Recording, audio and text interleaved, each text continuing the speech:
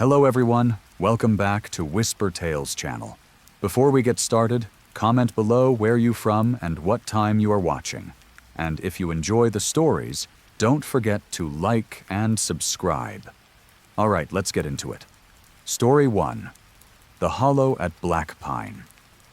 British Columbia. The town of Blackpine sits in a valley surrounded by ancient Douglas firs, about 4 hours north of Vancouver, where the roads become gravel and cell service becomes a distant memory. In 1987, the population was just under 600 people. By the spring of 1988, that number had dropped to 432. The official explanation was economic downturn, families relocating for work opportunities elsewhere. But the people who lived through that winter know better. They remember what came out of the hollow. Marcus Chen was 17 years old when his family moved to Blackpine in September of 1987. His father had taken a position as the town's only dentist, replacing old Dr. Whitmore, who had died of a heart attack that summer.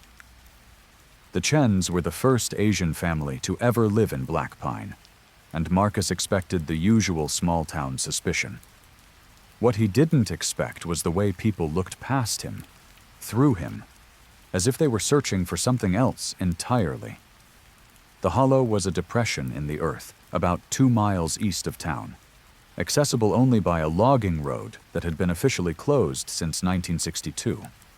The trees around it grew at wrong angles, their branches reaching toward the ground rather than the sky. Local children were forbidden from playing anywhere near it, and even the most rebellious teenagers gave it a wide berth.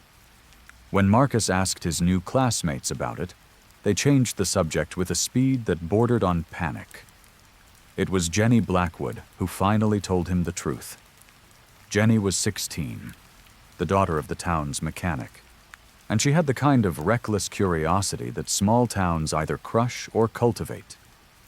She found Marcus sitting alone at lunch during his 3rd week at Blackpine High and sat down across from him without asking permission.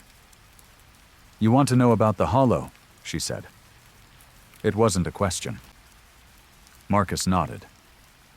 Jenny told him that in 1961, a geological survey team had come to Blackpine to assess the area for potential mining operations. There were 7 men on that team. They set up camp near what would become known as the Hollow and began their work. For 3 weeks, everything was normal. Then the reports stopped coming. When a search party finally went to investigate, they found the camp perfectly intact. Tents still standing, equipment still organized, food still in the coolers. But the men were gone. All 7 of them vanished without a trace. The search expanded over the following weeks. Dogs were brought in, but they refused to go near the hollow, whimpering and pulling at their leads.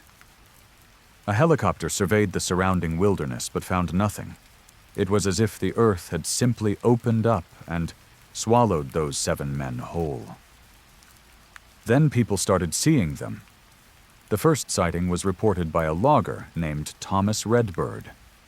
He was working a section of forest about 5 miles from the hollow when he saw a man standing between the trees. The man was wearing the distinctive orange vest of the survey team, and he was staring directly at Thomas with eyes that reflected no light. When Thomas called out, the man smiled. His mouth opened too wide, stretching past where a human mouth should be able to stretch, and Thomas saw that the inside was completely black. No teeth, no tongue, no throat, just darkness that seemed to go on forever. Thomas ran. He didn't stop until he reached his truck, and he didn't look back. When he reported what he'd seen to the RCMP, they dismissed it as stress-induced hallucination. But Thomas wasn't the last to see the survey team. Over the following months, all 7 men were spotted at various locations around Blackpine. They were always standing still, always staring, always smiling that too wide smile when noticed. They appeared at the edges of properties, in the spaces between streetlights, at windows in the middle of the night. People began boarding up the sides of their houses that faced the forest. The hardware store sold out of plywood by December. Jenny told Marcus all of this in a hushed voice, glancing around the cafeteria as if afraid of being overheard. She said her grandmother remembered when it happened, remembered the way the town changed. People stopped going out after dark. Neighbors stopped trusting neighbors. There was a rash of suicides that winter, 4 people in a town of less than 1,000, and the notes they left behind all said the same thing. They couldn't stop seeing the smiles. It got better after a few years, Jenny said. The sightings became less frequent. People started to forget, or at least pretend to forget. My grandmother says the hollow takes what it wants and then sleeps. She says it's been sleeping for 25 years. Marcus wanted to dismiss the story as small-town superstition, the kind of legend that grows in isolation and passes for history. But that night, as he lay in his bed trying to sleep, he heard something outside his window, a tapping, rhythmic and patient, like fingers drumming against glass. He told himself it was a branch, even though there were no trees close enough to reach his second-story room. He told himself it was the wind, even though the air was perfectly still. He did not look at the window. Some instinct, ancient and primal, kept his eyes fixed on the ceiling. The tapping continued for exactly 17 minutes. He counted every second. When it finally stopped, he heard something else. A voice, barely above a whisper, coming from just outside the glass. Marcus. It knew his name. Whatever was out there knew his name. He didn't sleep that night. The next morning he found handprints on the outside of his window. They were positioned as if someone had been pressing their face against the glass, peering in. The prints were too large to be human, the fingers too long and too thin. They were still wet, leaving streaks of something dark and viscous on the glass. Marcus told Jenny about it at school. Her face went pale, and she grabbed his arm hard enough to leave bruises. "It's waking up," she said. "The hollow is waking up." The sightings began again that very week. Old Mrs. Patterson saw one of the survey teams standing in her garden at 3 a.m, watching her bedroom window. The Henley twins, only 8 years old, reported seeing a man with a too-wide smile following them home from school. Sheriff Campbell found tracks leading from the edge of town toward the hollow, tracks that started as boot prints and gradually became something else, something with too many toes that dug too deep into the frozen earth. Marcus's father started losing patience, not to other dentists, but to the hollow. They would miss their appointments, and when someone went to check on them, they would find empty houses with doors left open and meals half-eaten on tables. The families left no notes, took no belongings, told no one they were leaving. They simply vanished, one by one, household by household. By November, a quarter of the town was gone. Sheriff Campbell organized a search party to investigate the hollow. 12 men volunteered, armed with rifles and flashlights, and the kind of false courage that comes from numbers. They set out at dawn on a clear Saturday morning. Marcus watched them go from his bedroom window, and he noticed that Jenny was standing at the edge of the crowd, her arms wrapped around herself, her lips moving in what might have been a prayer. The search party never came back. That night, the power went out across all of Blackpine. It wasn't a storm, wasn't an equipment failure. The utility company reported that something had torn down every power line leading into town, shredded them as if they were made of paper. When repair crews arrived the next morning, they found the lines arranged in a pattern on the ground. A spiral, starting wide and tightening toward the center, pointing directly at the hollow. The repair crews refused to work. They got back in their trucks and drove away, and Blackpine was left in darkness. Marcus's mother wanted to leave. She packed their bags and loaded them into the car, but when she turned the key in the ignition, nothing happened. The engine wouldn't start. Neither would any other car in town. Every vehicle, from the newest pickup to the oldest junker, sat dead and silent. The mechanics who examined them found nothing wrong, no explanation for why none of them would run. They were trapped. The next 3 months were a descent into collective madness. Without power, without communication with the outside world, without any means of escape, the people of Blackpine turned on each other. There were accusations of witchcraft, of collaboration with whatever lurked in the hollow. Homes were burned. People disappeared. And not always because of the smiling men in the forest. Some of them were taken by their neighbors. Marcus and Jenny survived by hiding. They found a cellar beneath the abandoned church at the edge of town, stocked it with canned food and blankets, and emerged only when absolutely necessary. Through the cracks in the cellar door, they watched their town tear itself apart. They also watched the survey team. The 7 men appeared every night now, standing in the main street, their 2 wide smiles visible even in the darkness. They didn't move, didn't speak, just stood there in a line and watched. Sometimes they would turn their heads in unison, tracking something invisible, and Marcus and Jenny would hold their breath and pray that the cellar would hide them. On the night of January 17th, 1988, Marcus saw something he would spend the rest of his life trying to forget. He had crept out of the cellar to search for food, moving through the shadows of what had once been a quiet, peaceful main street.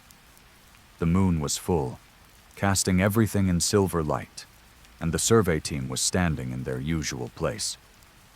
But this time, Marcus saw something else. Standing behind them, towering over them, was a shape that defied description. It was tall, impossibly tall, its head disappearing into the low-hanging clouds. It had no features that Marcus could discern, no face, no limbs, just a mass of darkness that seemed to absorb the moonlight. But it was watching. Marcus could feel its attention like a weight on his chest, crushing the air from his lungs. And as he stared, frozen in terror, the survey team turned to face him. All 7 of them, moving as one, their mouths opening in those 2 wide smiles. And then the shape behind them smiled too. Marcus ran. He ran faster than he had ever run in his life, not toward the cellar but toward the edge of town. He didn't stop when his lungs burned, didn't stop when his legs screamed for rest. He ran until dawn broke over the mountains, and when he finally collapsed, he found himself on the highway, miles from Blackpine. A logging truck found him there, half dead from exhaustion and exposure. The driver took him to the nearest hospital, and Marcus told his story to anyone who would listen. Most people dismissed him as a traumatized teenager with an overactive imagination. But some listened, and some believed. A recovery team was eventually sent to Blackpine. They found a ghost town. Houses stood empty, their doors hanging open. Cars sat in driveways, their engines still inexplicably dead. There was no sign of violence, no sign of struggle. The people were simply gone. All of them. 432 men, women, and children vanished without a trace. The official report blamed a carbon monoxide leak from an unspecified industrial source, leading to mass confusion and eventual evacuation. The fact that no one from Blackpine ever reappeared, ever contacted relatives, ever showed up anywhere in the country or the world was attributed to the trauma of the event. The hollow was not mentioned. The survey team was not mentioned. Marcus Chen is 73 years old now. He lives in Toronto, as far from the mountains as he could get without leaving the country. He never returned to British Columbia. He never looked for Jenny, too afraid of what he might find, or not find. The years after Blackpine were difficult. Marcus spent months in psychiatric facilities, diagnosed with trauma-induced psychosis, given medications that numbed everything but the memories. He learned not to talk about what he had seen. He learned to say the right things. to nod when doctors explained that stress could cause hallucinations, that the mind could construct elaborate fantasies to cope with loss. He went to university, studied accounting, built a career in numbers because numbers made sense. Numbers didn't smile too wide. Numbers didn't tap at windows in the night. He married a woman named Linda, who never asked about his childhood, had 2 children who knew only that their father had grown up somewhere in British Columbia, and didn't like to talk about it. But the Hollow never forgot him. Every few years, something would happen. A letter would arrive with no return address, containing nothing but a photograph of the Hollow, taken from different angles each time, but always showing the same twisted trees, the same depression in the earth. Marcus would burn these letters and tell himself they were pranks. Someone who had learned his story and was having cruel fun at his expense. Then there were the phone calls. They started in 1995, always at 3:17 a.m., always silent except for the sound of breathing and something that might have been wind through dead branches. Marcus changed his number 7 times. The calls always found him. In 2003, his daughter showed him a picture she had drawn in kindergarten. A tall figure standing in a forest, surrounded by smaller figures on all 4s. When Marcus asked her what it was, she looked at him with eyes that seemed too old for her face and said, "The man who watches you, Daddy. He says to tell you he's still waiting." Marcus took his daughter to a child psychologist. The psychologist found nothing wrong. His daughter didn't remember drawing the picture, didn't remember saying those words. But Marcus knew. The Hollow was reaching out, reminding him that distance meant nothing to something that had no boundaries, that existed in the spaces between places. But sometimes, late at night, he hears a tapping at his window. Rhythmic and patient, like fingers drumming against glass. And sometimes, just before dawn, he hears a voice. Marcus. It still knows his name. And sometimes, in his darkest moments, Marcus wonders if it would be easier to go back. To return to Blackpine, to walk into the Hollow, to finally give himself to whatever waits there. The wondering scares him more than the tapping, more than the voice. Because each year, the idea seems a little more appealing. Each year, the resistance grows a little weaker. The Hollow is patient. It has been patient for a very long time. And Marcus knows, with a certainty that goes beyond reason, that one day his patience will run out before its does. Story 2. The Ice Road Massacre, Northwest Territories. There is a stretch of ice road in the Northwest Territories that the truckers call Dead Man's Run. It connects the mining camps near Great Slave Lake to the supply depots further north, a seasonal route that exists only during the deep freeze of winter, when the ice grows thick enough to support the weight of loaded semis. The road runs for 300 kilometers across frozen lakes and through corridors of stunted black spruce. And for most drivers, it is simply another dangerous job in a landscape full of dangerous jobs. But Dead Man's Run has another name among the indigenous communities of the region. They call it the Hungry Path, and they do not drive it after dark. In February of 2003, a convoy of 4 trucks set out from Yellowknife, bound for a diamond mine called the Hecate. The convoy was led by a veteran driver named Frank Sawchuk, 53 years old, and hauling freight across the territories for 3 decades. Behind him were 3 younger drivers: Dave Peterson, 28, in his 2nd season on the ice roads; Michelle Fontaine, 31, one of the few women working the northern runs; and Carl Redsky, 44, a Dean man from Bachoco, who had grown up hearing stories about the Hungry Path, but drove it anyway because the money was good and his family needed it. The convoy left Yellowknife at 4 in the morning, hoping to reach Hecate before nightfall.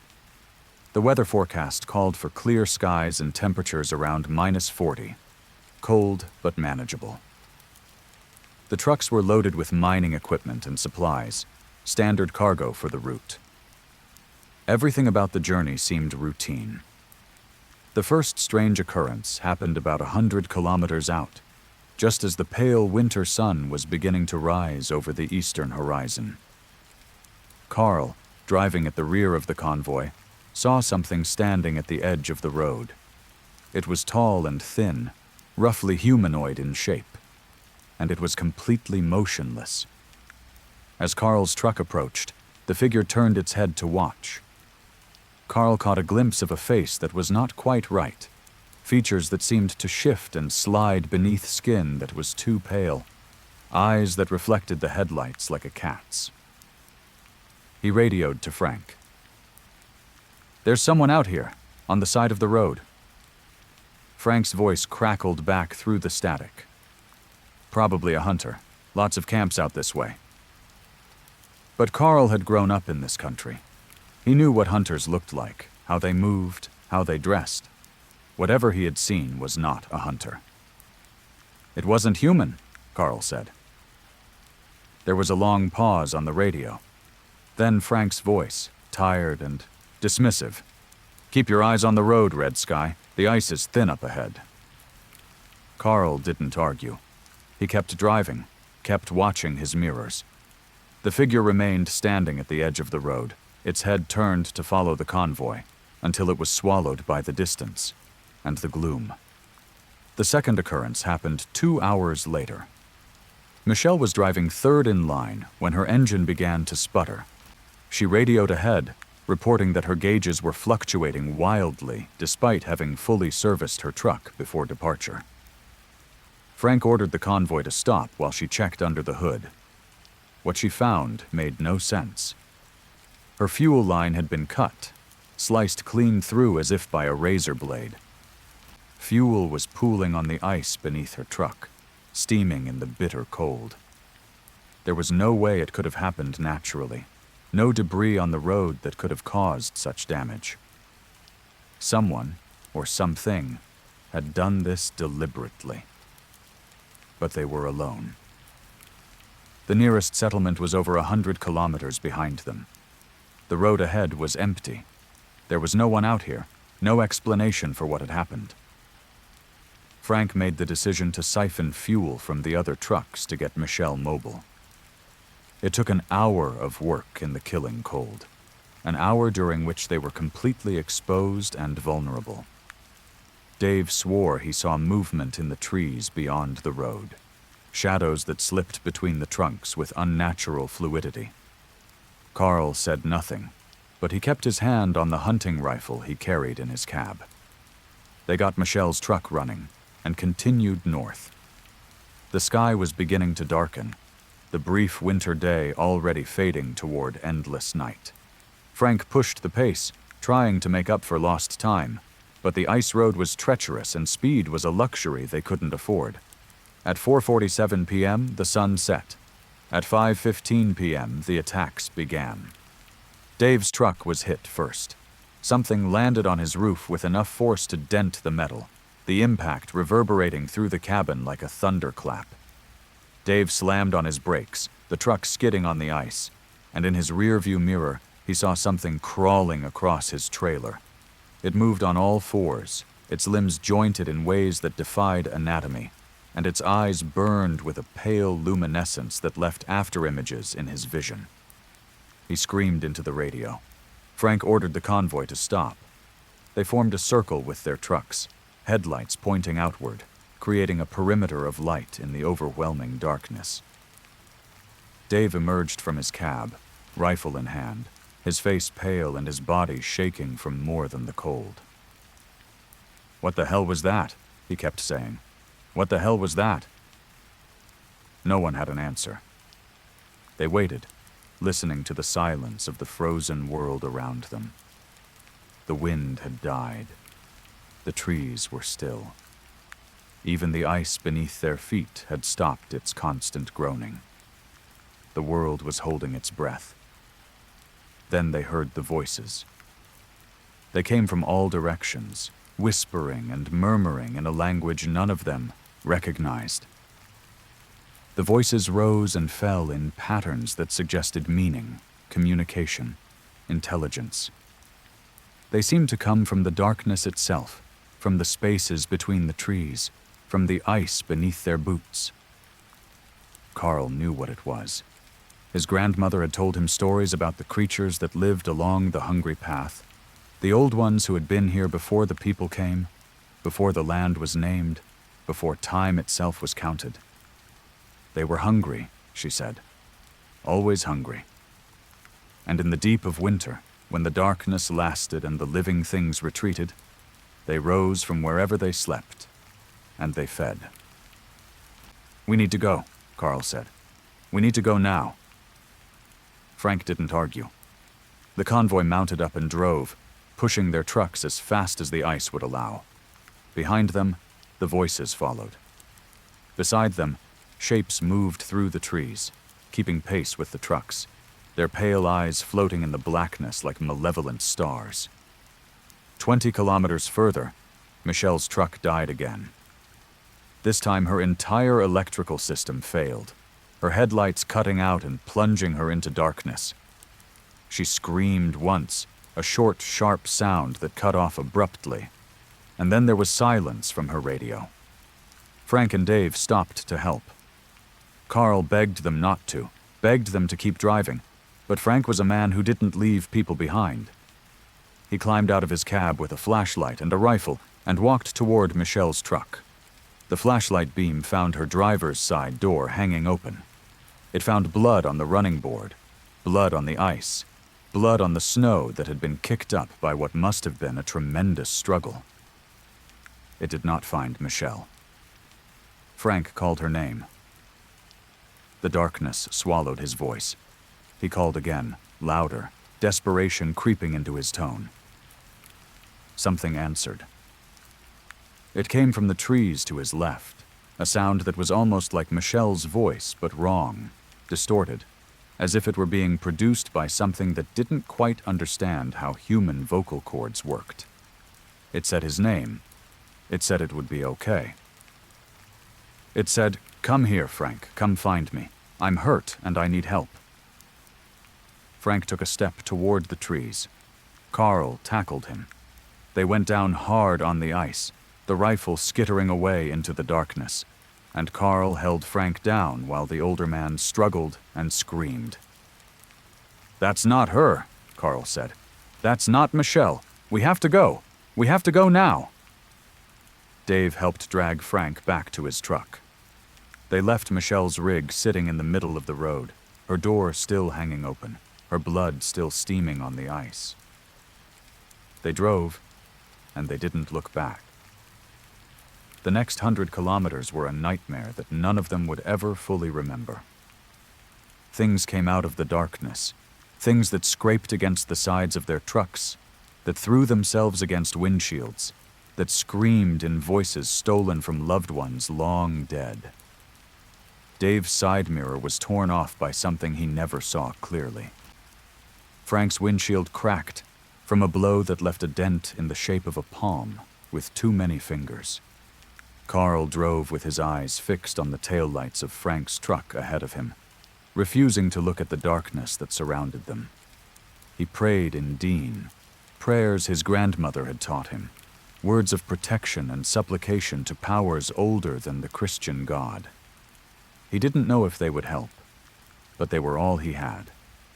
At 11:43 p.m., they reached the lights of the Hecate mining camp. They drove through the gates at full speed, not slowing until they were deep within the compound, surrounded by buildings and people and the comforting hum of generators. They were safe. But Michelle was never found. Search parties scoured the ice road for weeks, finding nothing but her abandoned truck and the bloodstains that had frozen into the ice. The official report listed her as a victim of exposure, theorizing that she had wandered away from her vehicle in a confused state and died in the wilderness. Frank retired after that winter.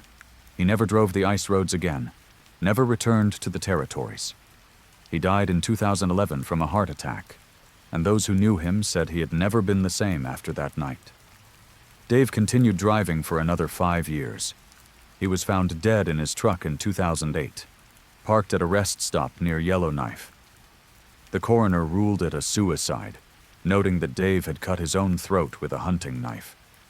His eyes were still open when they found him, staring at something beyond the windshield, and his face was frozen in an expression of absolute terror.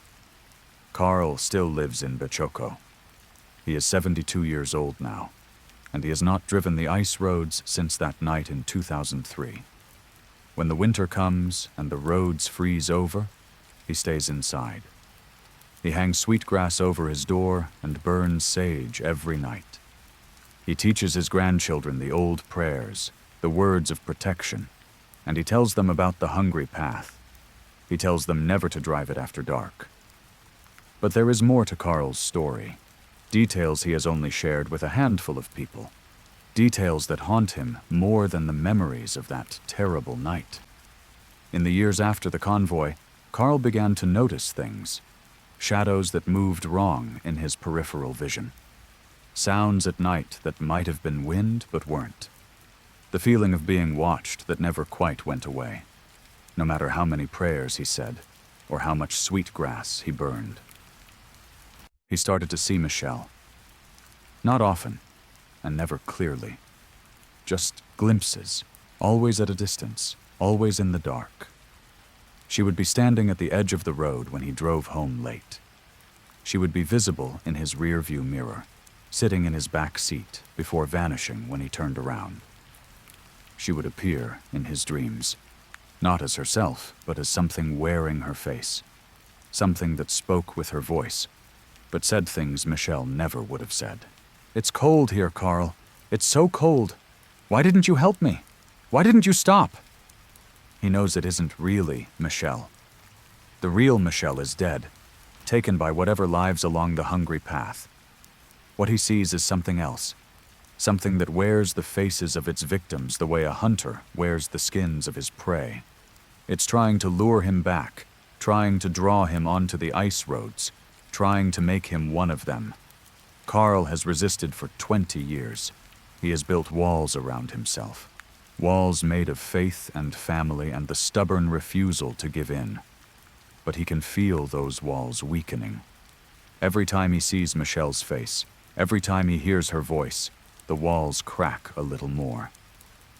He knows how his story will end.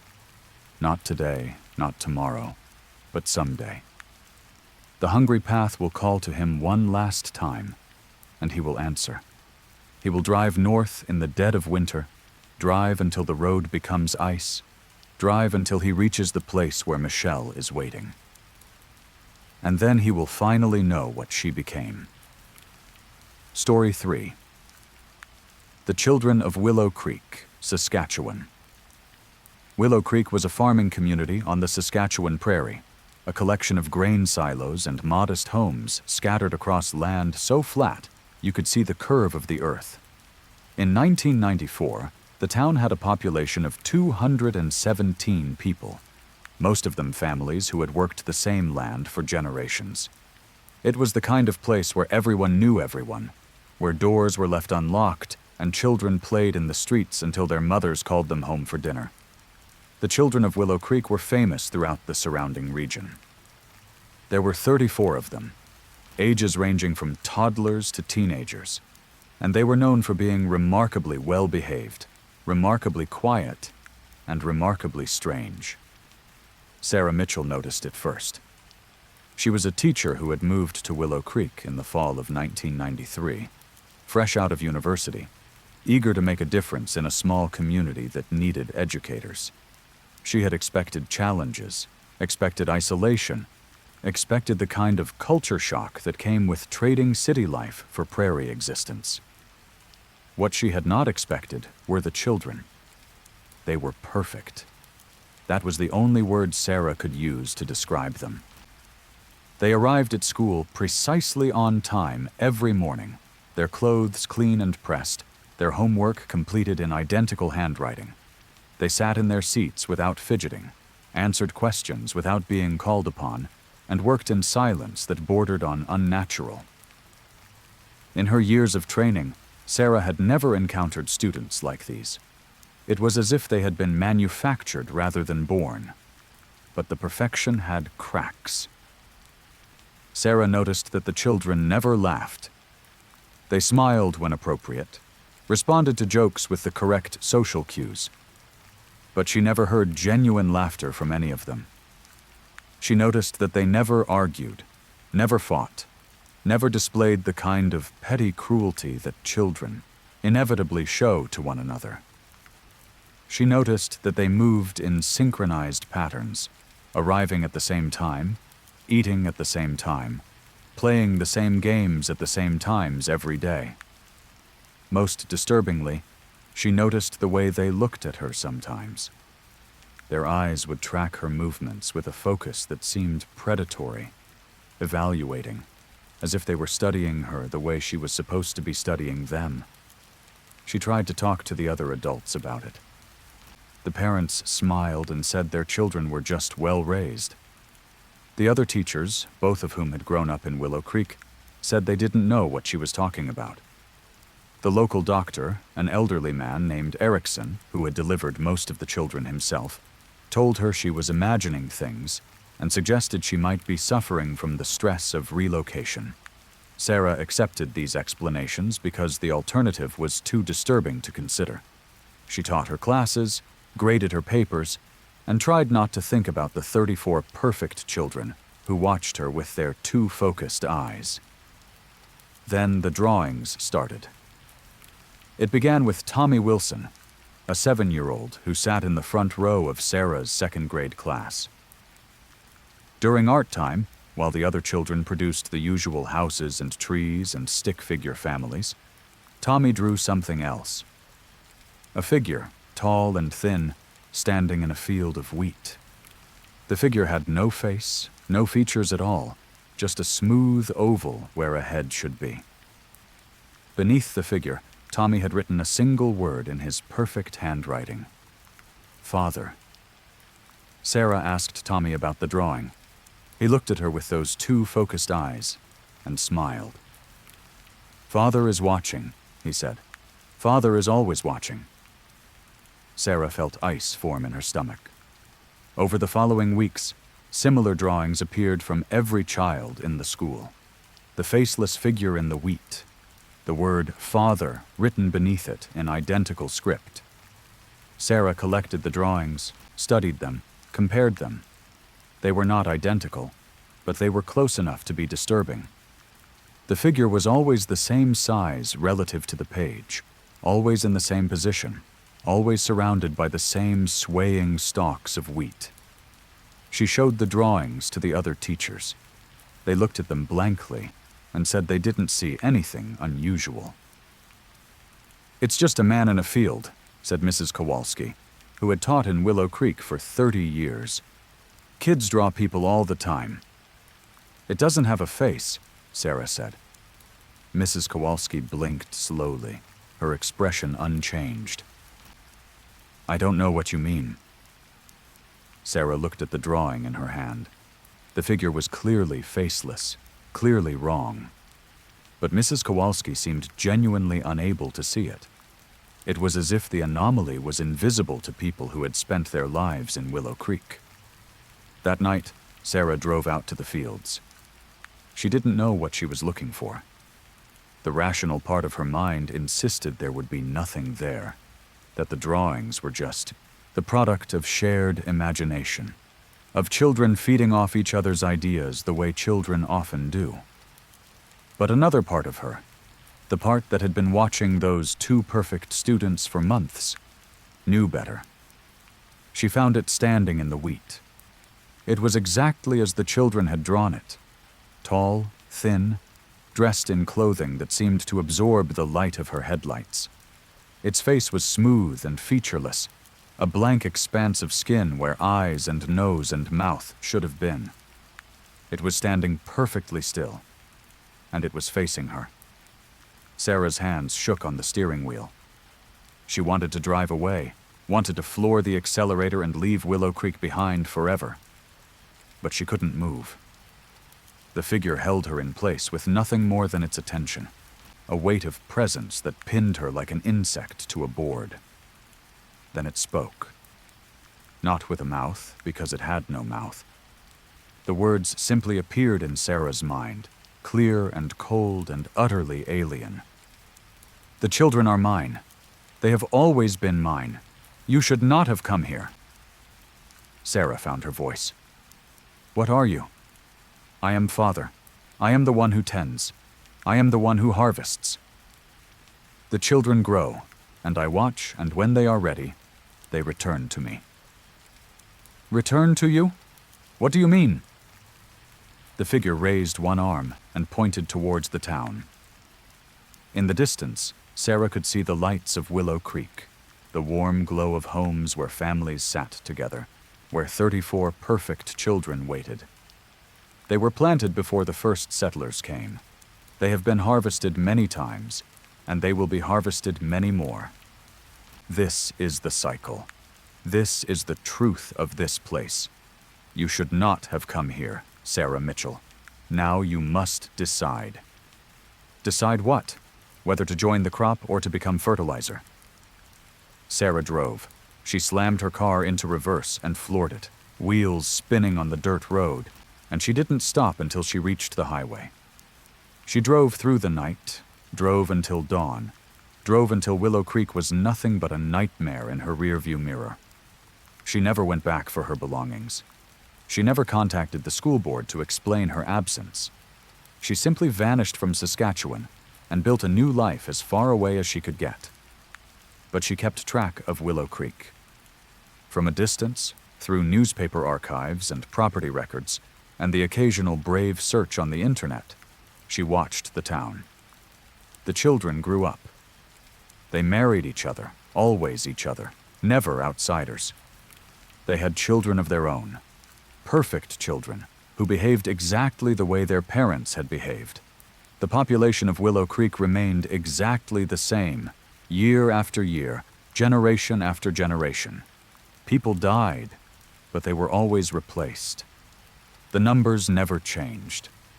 And every 18 years, something else happened. Sarah noticed it first in 2012, when she was researching Willow Creek's census records. The children who had been in her class, the ones who had drawn the faceless figure, had all turned 36 that year. Every single one of them had disappeared. Not died, not moved away, just vanished. Their spouses remained, their children remained, but the 36-year-olds were gone.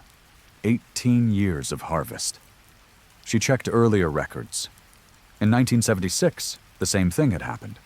And in 1958. And in 1940. Going back as far as the records existed, every 18 years, an entire generation of Willow Creek children reached 36 and vanished. Sarah is 63 years old now. She lives in Nova Scotia, about as far from the Saskatchewan prairie as you can get without leaving the country. She never married, never had children.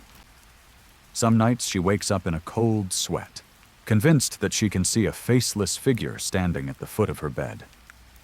She made her choice all those years ago. She chose not to become fertilizer. But sometimes she wonders about the children she left behind. The perfect, silent, watching children who drew pictures of their father and smiled with mouths that never laughed. She wonders if any of them are still growing, or if they've all been harvested by now. The strangest part of Sarah's story, the part she rarely tells anyone, is what happened after she left Willow Creek. She tried to report what she had seen, tried to alert authorities to what was happening in that small prairie town. No one listened. The RCMP took her statement with barely concealed skepticism. The Provincial Education Board expressed concern for her mental health.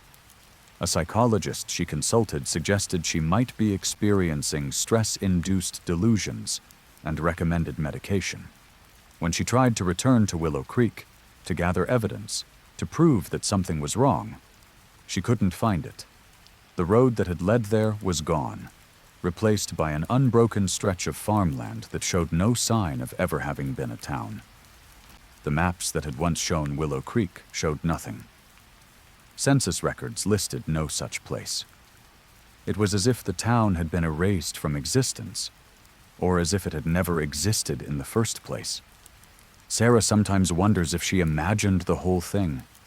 Maybe there was no Willow Creek, no perfect children, no faceless figure in the wheat. Maybe she had a breakdown, created an elaborate fantasy to explain away some mundane trauma she couldn't face. But then she remembers the drawings. She kept them, hidden in a safety deposit box no one knows about. 34 drawings of the same faceless figure, done by 34 different children in the same perfect handwriting. She takes them out sometimes when the doubt gets too strong, and she looks at them. They're real. The children were real. The father was real. And somewhere out there, on some stretch of prairie that exists only when it wants to be found, the harvest continues. Story 4. The Lighthouse at Misery Point, Nova Scotia. The lighthouse at Misery Point stood on a rocky promontory at the southeastern tip of Nova Scotia, overlooking waters that had claimed more ships than anyone could count. It was built in 1847 and had been manned continuously for over a century, its beams sweeping through fog and storm to guide vessels safely past the treacherous shoals. In 1963, it was automated, and the last lighthouse keeper packed his bags and left without looking back. The lighthouse should have been empty after that. It wasn't. The first reports came from fishermen who worked the waters near Misery Point. They spoke of seeing a light in the keeper's quarters, a warm yellow glow that shouldn't have been there because the building had been sealed and its power disconnected. They spoke of hearing sounds carried across the water, sounds that might have been singing or might have been screaming. It was impossible to tell from a distance. They spoke of seeing a figure standing on the observation deck, watching them with attention that they could feel like a physical weight on their skin. Most people dismissed these stories. Fishermen were known for their tales, and the waters around Misery Point had a reputation long before the lighthouse was built. Local indigenous peoples had called the place something that roughly translated to "where the drowned ones gather," and had refused to land there even in emergencies. The lighthouse was just another chapter in a long history of unease. But in the summer of 1978, 3 teenagers decided to investigate. Their names were Michael Como, Jennifer Liu, and Robert Thorne. They were all 17, recent graduates of the local high school, looking for adventure before they scattered to universities and jobs and adult responsibilities. They had heard the stories about the lighthouse, and they wanted to see for themselves. They borrowed Michael's father's boat and set out on a clear August evening, the sky turning pink and orange as the sun sank toward the horizon. The trip to Misery Point took about an hour, and by the time they arrived, the darkness was almost complete. The lighthouse beam had been turned off for years, but as they approached the rocky shore, they saw what the fishermen had described: a light in the keeper's quarters, warm and yellow and impossible. Michael wanted to turn back. He said they could always come during the day, when the light would seem less ominous, when they could see what they were getting into. But Jennifer and Robert laughed at him, called him chicken, and eventually Michael's pride won out over his fear. They tied the boat to a rusted metal ring set into the rocks and climbed up the narrow path to the lighthouse. The door was open. Not just unlocked, but standing wide open, as if someone inside had been expecting them. The 3 teenagers stood on the threshold, their flashlights cutting through the darkness beyond. The smell hit them first, a mix of salt and rot and something else, something sweetly chemical that caught in the back of their throats. "Hello?" Jennifer called out. Her voice echoed off the stone walls and died without answer. They went inside. The ground floor was exactly what you would expect from an abandoned building. Dust and debris, overturned furniture, the remains of equipment that had been left behind when the automation happened. But the light was coming from above, from the keeper's quarters on the second level, and to reach it, they would have to climb the spiral staircase that wound up through the center of the structure. Michael went first, moving slowly, testing each step before putting his full weight on it.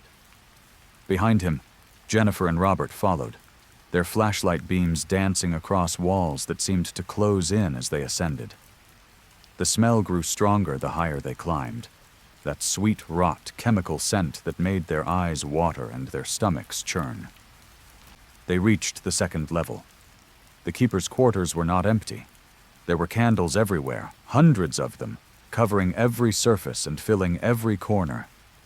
They burned with flames that didn't flicker, that produced no smoke, that cast that warm yellow light the fishermen had seen from the water. And among the candles, arranged in careful patterns on the floor, were bones. Human bones. Dozens of them. Skulls and rib cages and long femurs laid out in geometric designs that suggested purpose, that suggested ritual. Some of the bones were old, yellowed with age, but others were newer, fresher, still showing traces of the tissue that had once covered them. Jennifer screamed. Robert grabbed her arm and pulled her toward the stairs, but the staircase was no longer empty. Something was climbing up to meet them. Something that moved with a wet, shuffling gait. Something that blocked the only way out. Michael saw it first as it emerged from the darkness below. It had been human once. That much was clear from its general shape. But something had changed it. Its skin was pale and waterlogged, hanging loose on bones that had twisted into new configurations. Its eyes were white and blind, but it turned toward them with the certainty of something that didn't need sight to see. Its mouth opened, and a sound came out that might have been words in a language older than the lighthouse, older than the people who had built it. Behind them, in the keeper's quarters, the candles began to move. Not the flames, but the candles themselves, sliding across the floor as if pushed by invisible hands. They formed a circle around the three teenagers, trapping them between the thing on the stairs and the bones on the floor. The air grew thick and hard to breathe. The chemical smell became overwhelming. Then the bones began to speak. Each skull opened its mouth, and sound emerged, a chorus of voices overlapping and intertwining, speaking words that Michael could almost understand. They spoke of the lighthouse, of the souls it had collected over the centuries, of the deal that had been struck long ago by the first keeper. They spoke of the price that was paid to keep the light burning, to keep the ships safe, a price measured in lives rather than money. The lighthouse had been automated in 1963, but it had never been empty. The dead remained. The dead always remained. And every few years, when the hunger grew too great, the lighthouse called new souls to join them. Jennifer broke first. She ran toward the stairs, toward the thing that blocked them, and she pushed past it with strength, born of pure terror. Michael heard her footsteps pounding down the spiral stairs, heard her screams echoing through the structure, heard the door slam open, and then silence. Terrible, absolute silence. Robert followed. He didn't look back, didn't hesitate, just threw himself down the stairs and disappeared into the darkness. Michael heard a wet, tearing sound, heard Robert's voice rise in a scream that cut off mid-note, and then more silence. Michael was alone. The candles circled closer. The bones spoke louder. The thing on the stairs began to climb again, moving toward him with that terrible, shuffling gait. Michael did the only thing he could think of. He climbed up instead of down. He ran for the ladder that led to the lamp room, the top of the lighthouse where the great lens had once spun to cast its beam across the water. He climbed faster than he had ever climbed anything, pulling himself up rung by rung, and he burst through the trap door into the lamp room just as something grabbed at his ankle. He kicked free, He slammed the trapdoor shut.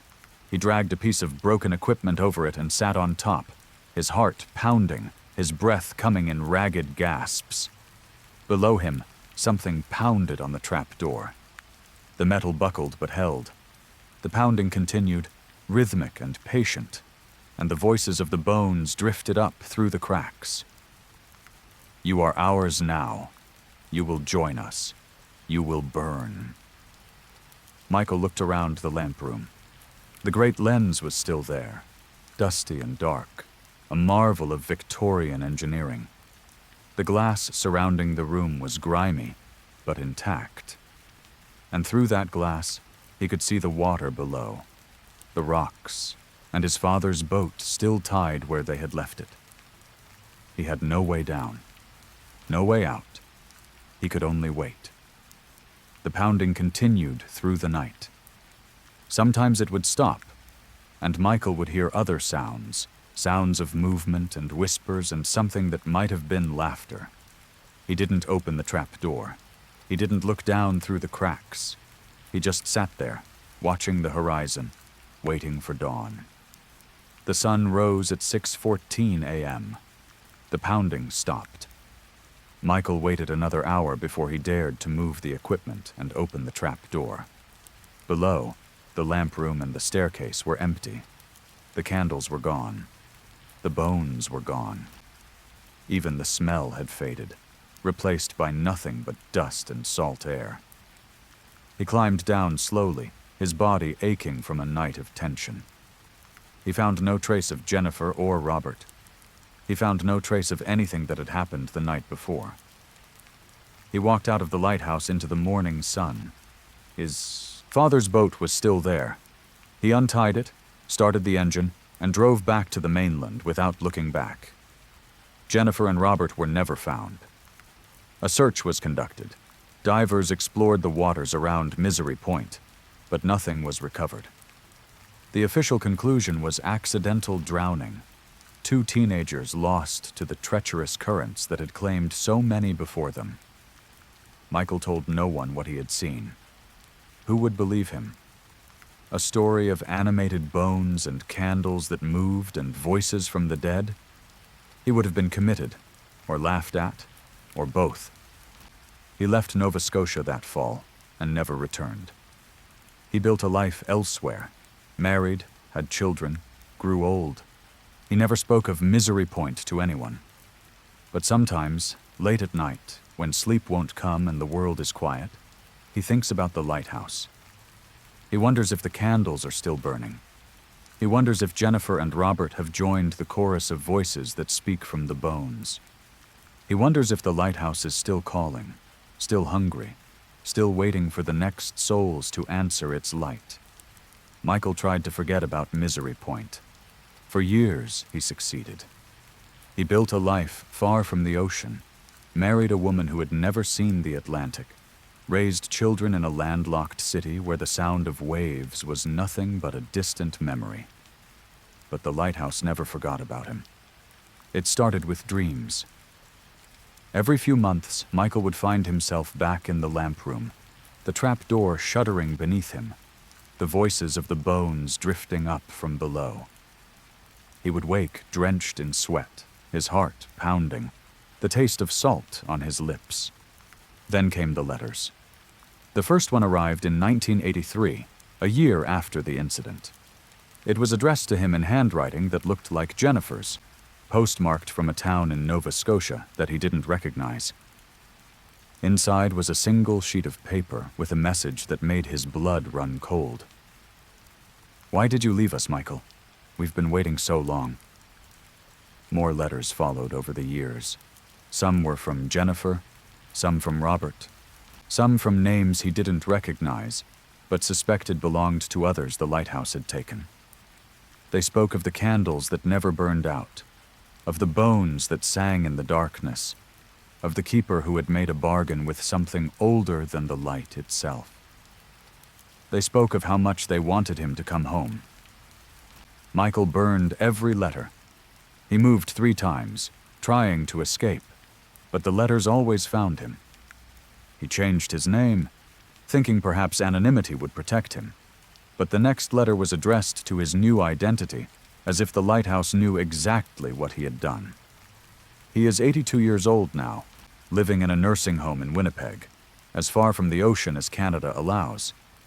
His children think he suffers from dementia, that the stories he tells about a haunted lighthouse and friends who were taken by the dead are the products of a deteriorating mind. But Michael knows the truth. The lighthouse is still burning. The candles are still lit. And somewhere in that keeper's quarters, among the geometric patterns of human bones, places are being kept for those who got away, including him. Story 5. The Town That Forgot Itself, Alberta. The town was called Thornfield, and in 1952 it existed. By 1953, it didn't. Not destroyed, not abandoned, not incorporated into another municipality. It simply ceased to exist, as if it had never been there at all. The story of Thornfield's disappearance was pieced together decades later by a historian named Dr. Elena Voss, who stumbled upon a reference to the town in an old provincial survey map. The map showed Thornfield clearly, a small community of approximately 300 people located about 100 kilometers northwest of Edmonton.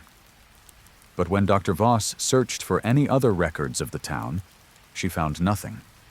No census data, no birth records, no death certificates, no newspaper articles, no photographs, no anything. Thornfield appeared on exactly one map, and nowhere else in the historical record. Dr. Voss became obsessed. She spent 5 years investigating the mystery of Thornfield, traveling across Alberta, interviewing elderly residents of surrounding communities, searching through archives and basements and the memories of people who were old enough to remember the early 1950s. What she found was worse than a mystery. It was a horror story that had been systematically erased from history. The first person to confirm Thornfield's existence was an 87-year-old woman named Martha Blackwood, who had lived in a town called Ridgeway, about 30 kilometers from where Thornfield should have been. Martha remembered Thornfield. She remembered driving through it with her parents, remembered the main street lined with stores, remembered the church with its white steeple, remembered the school where children played in the yard. She also remembered the day everything changed. It was in late October of 1952, Martha said. The leaves had turned, and the air was growing cold, the first hints of winter beginning to settle over the prairie. Martha's family had driven through Thornfield on their way to visit relatives in Edmonton, and they had noticed something strange. The town was empty. Not abandoned, but empty. Cars sat in driveways with their engines running. Stores stood open with their lights on. Food sat on tables in the diner, still steaming. But there were no people. Not a single person anywhere. Martha's father had wanted to stop and investigate, but her mother had refused. She had grabbed his arm and told him to keep driving, and there had been something in her voice, a terror so deep that even her husband didn't argue. They drove through Thornfield without stopping, and when Martha looked back through the rear window, she saw something that had stayed with her for 70 years.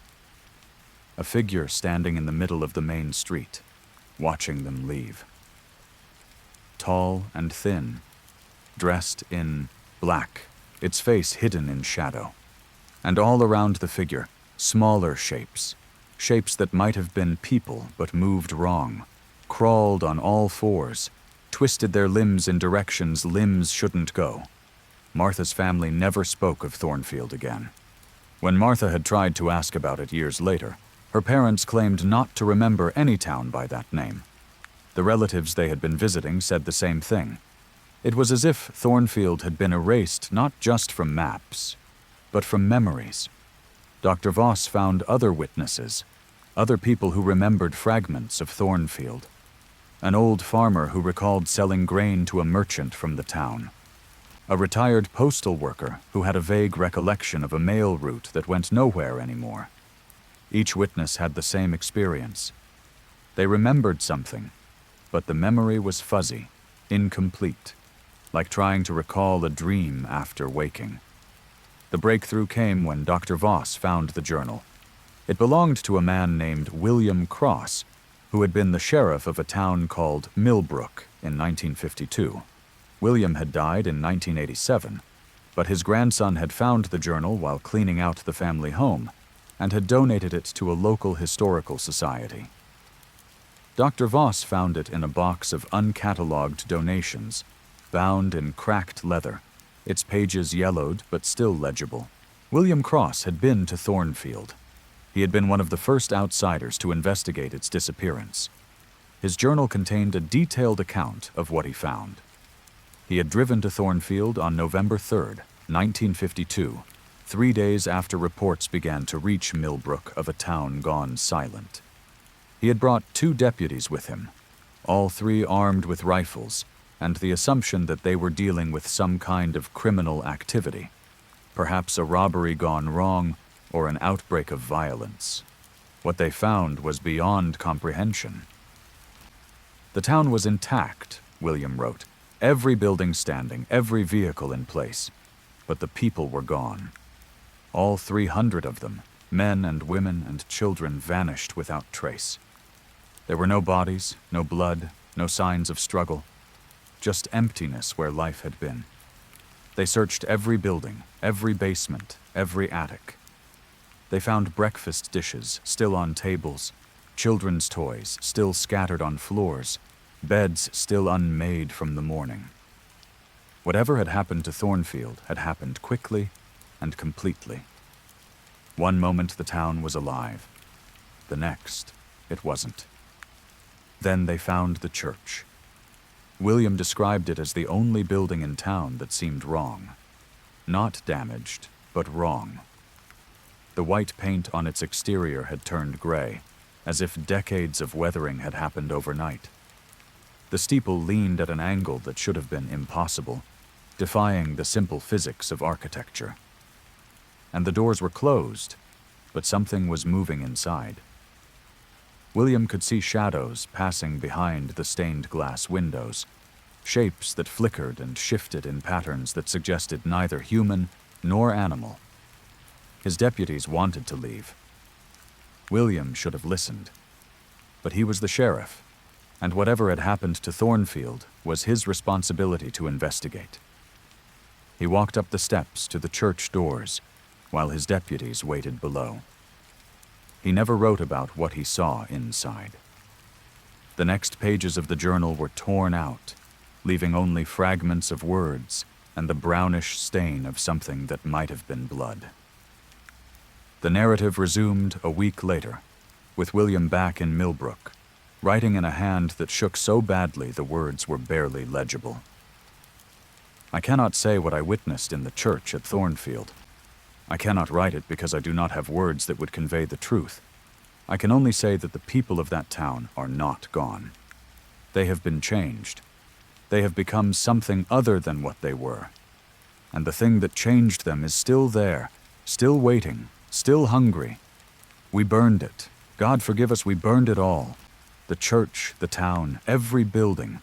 We poured gasoline and we lit matches, and we watched Thornfield die in flames that reached toward the sky like the hands of sinners begging for salvation. The fire burned for 3 days.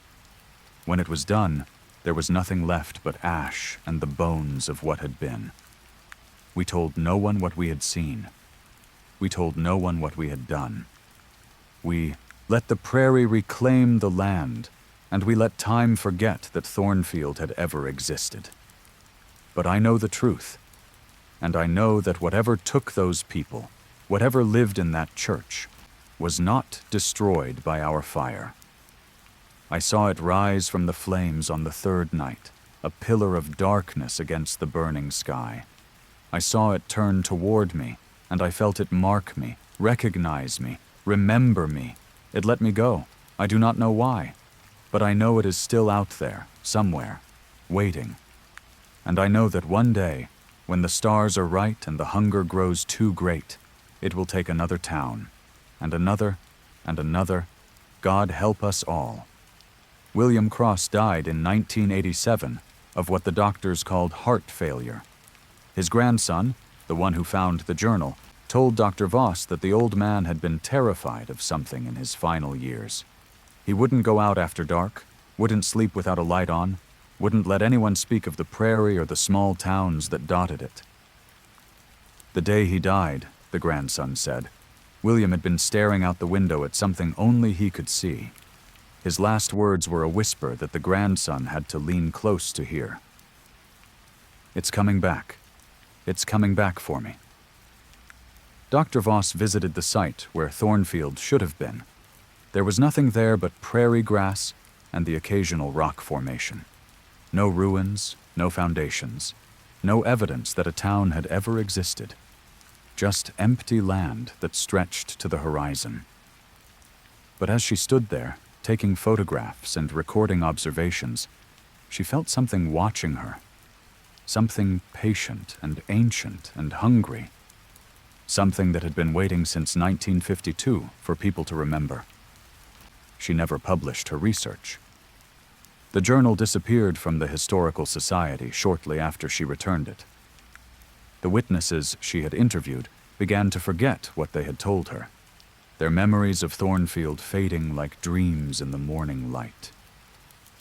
Even Dr. Voss began to doubt what she had found. The maps, the journal, the interviews, all of it seemed distant and unreal, like something she had imagined rather than discovered. Sometimes, late at night, she wonders if Thornfield is still out there somewhere, a ghost town that exists only in the spaces between memory and forgetting. She wonders if the people are still there too, changed into something other than human, waiting for the next visitors to wander too close. She wonders if she saw something that day on the prairie, something tall and dark and patient, standing at the edge of her vision. She wonders, but she never goes back to check. Dr. Voss retired from academia in 2015. She lives alone in a small apartment in Calgary, surrounded by boxes of research that she never published, notes and interviews and photographs that tell a story no one wants to hear. Sometimes she takes out the documents and spreads them across her kitchen table, trying to find some thread she missed, some explanation that would make sense of what she found. The journal entries, the witness statements, the single map that proves Thornfield existed, they're all still there, yellowed with age but as damning as ever. She has thought about burning them. It would be the smart thing to do, the safe thing. Whatever erased Thornfield from history clearly doesn't want its story told, and Dr. Voss has felt that attention turned toward her more than once over the years. The shadows in her apartment that seem to move when she's not looking directly at them. The sense of being watched whenever she works on the Thornfield files. The dreams of burning towns and things that rise from flames.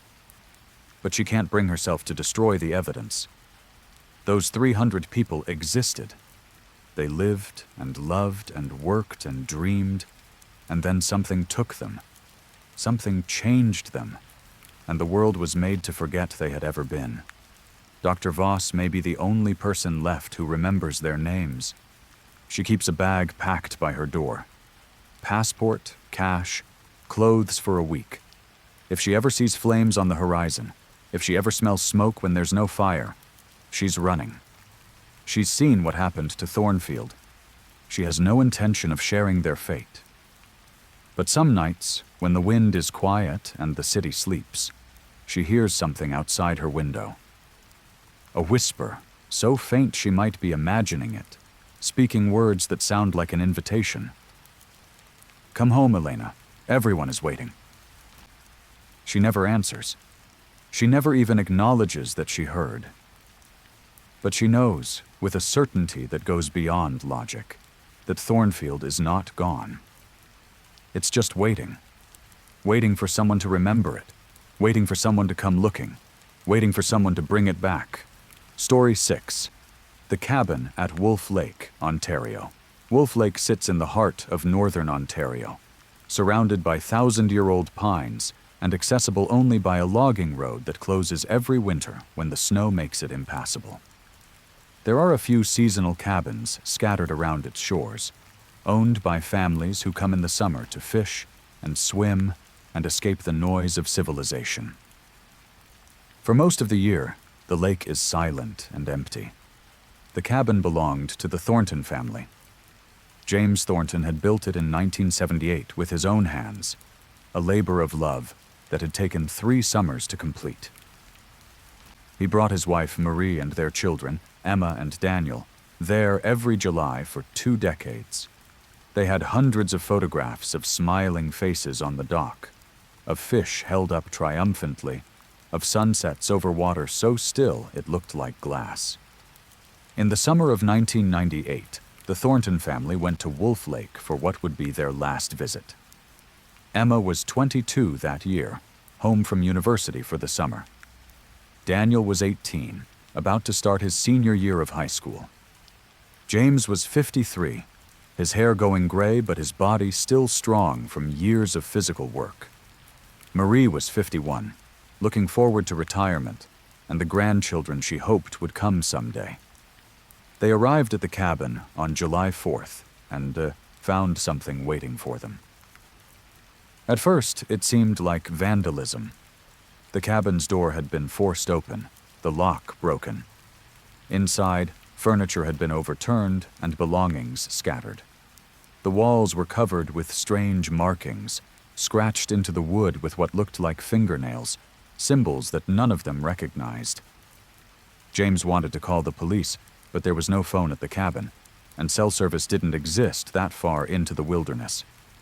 Marie wanted to leave immediately, to drive back to civilization and report what had happened. But the damage looked old, the scratches darkened with time, the scattered belongings covered with dust. Whatever had happened here had happened months ago, maybe years. They decided to stay. James secured the door with a padlock he'd brought for the tool shed. Marie cleaned up the mess and tried not to look too closely at the markings on the walls. Emma and Daniel explored the familiar shoreline, skipping stones across the lake the way they'd done since childhood. That night, they heard the howling. Wolves were common in northern Ontario, their voices a familiar part of the wilderness soundscape. But this howling was different. It came from too close, just beyond the tree line that marked the edge of the clearing. It rose and fell in patterns that almost sounded like language, as if the wolves were trying to communicate something the humans couldn't understand. Daniel wanted to go outside and look. James forbade it. They sat in the cabin with the lights on and the door locked, and listened to the howling until it stopped just before dawn. The second day was quiet. The family went about their usual activities, swimming and fishing and pretending that the night before hadn't happened. But Emma noticed something strange. The lake was empty. Usually there were other families at the neighboring cabins, other boats on the water, other signs of human presence. Today there was nothing. Just the Thorntons and the forest and the still, silent lake. That afternoon, Emma hiked to the nearest cabin, about 1 kilometer along the shore path. She found it empty and abandoned. The door was standing open. The furniture was overturned. The walls were covered with the same scratched symbols she'd seen at her family's cabin. She ran back and told her parents what she'd found. Marie insisted they leave immediately. James agreed. They packed their things in record time and loaded the car and drove toward the logging road that would take them back to civilization. They didn't make it. The road was blocked, not by a fallen tree or a washed-out bridge, but by something else. Something standing in the middle of the road, something that looked like a wolf but was too large, too wrong, its proportions distorted in ways that made Emma's eyes water when she tried to focus on it. It stood on 4 legs, but its front legs were too long, jointed like arms. Its face was lupine, but its eyes were human, and they watched the car with an intelligence that no animal should possess. James hit the brakes. The car skidded to a stop about 20 meters from the creature. For a long moment, nothing moved. Then the creature opened its mouth and spoke. Not howled. Spoke. Words in a voice that sounded like gravel and broken glass. "You should not have come back." James threw the car into reverse and floored it. The creature didn't follow. It just stood there, watching them retreat, its human eyes reflecting the taillights as they backed away into the darkness. They returned to the cabin because they had nowhere else to go.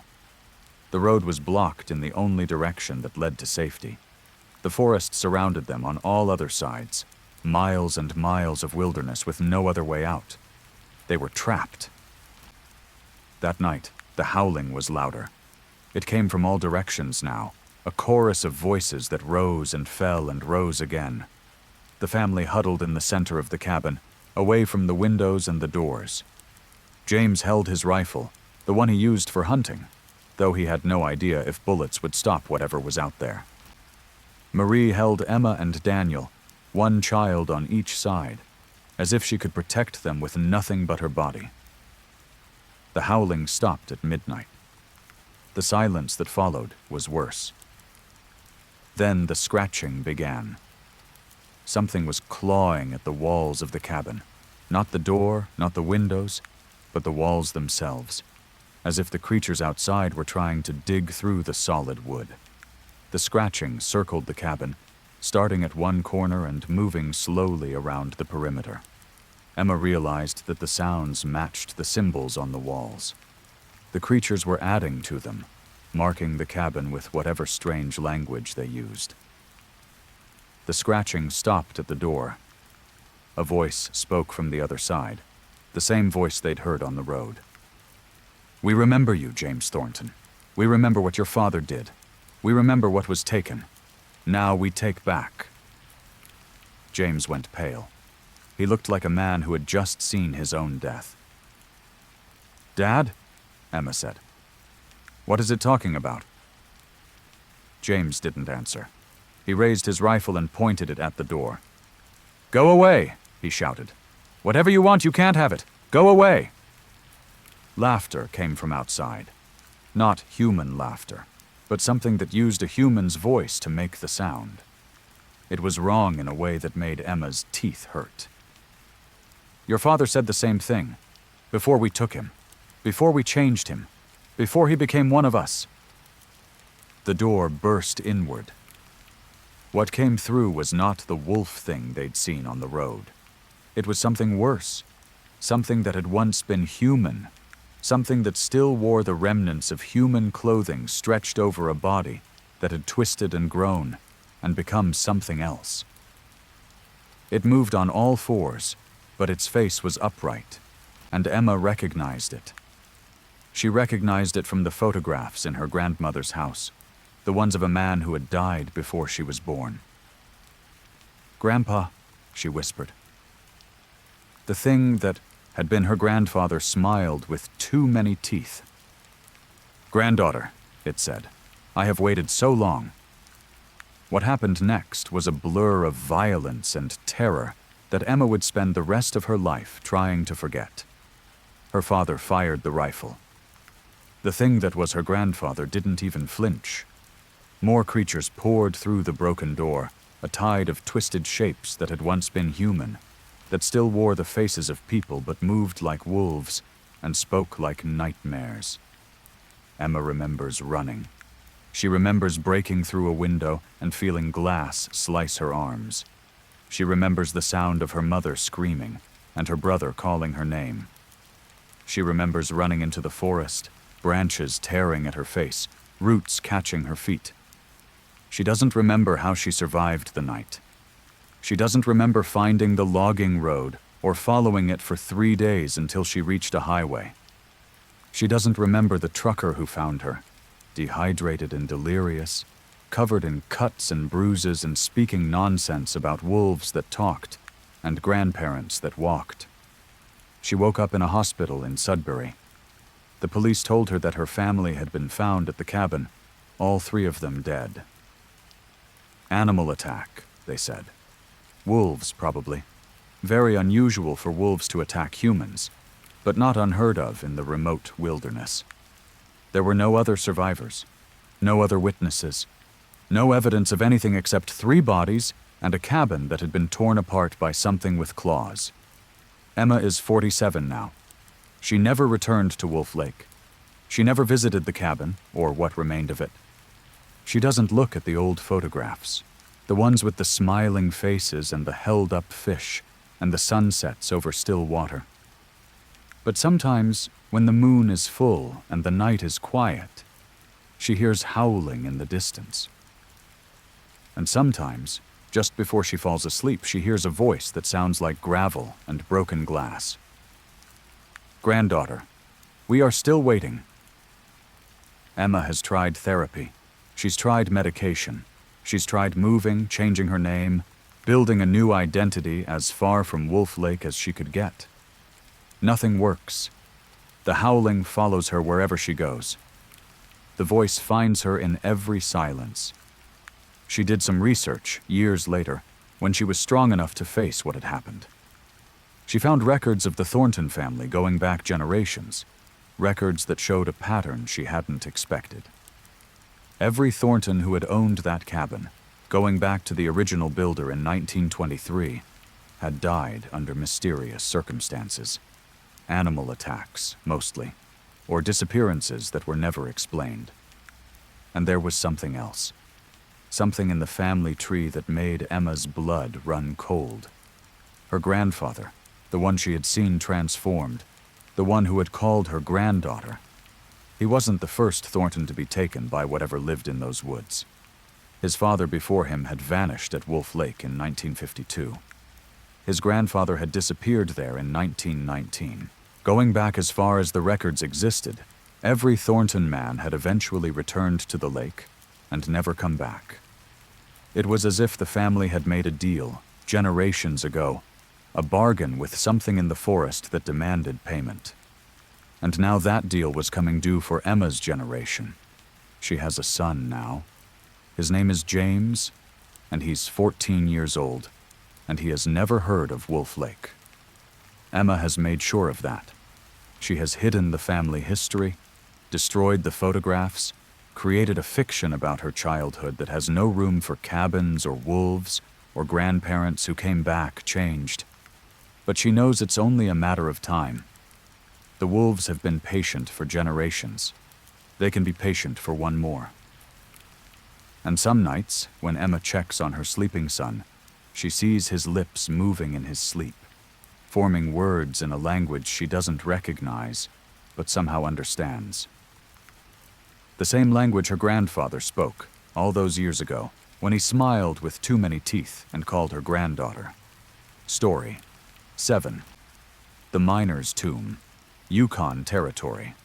The Klondike Gold Rush of 1898 brought thousands of prospectors to the Yukon, dreamers and desperados chasing fortunes in the frozen north.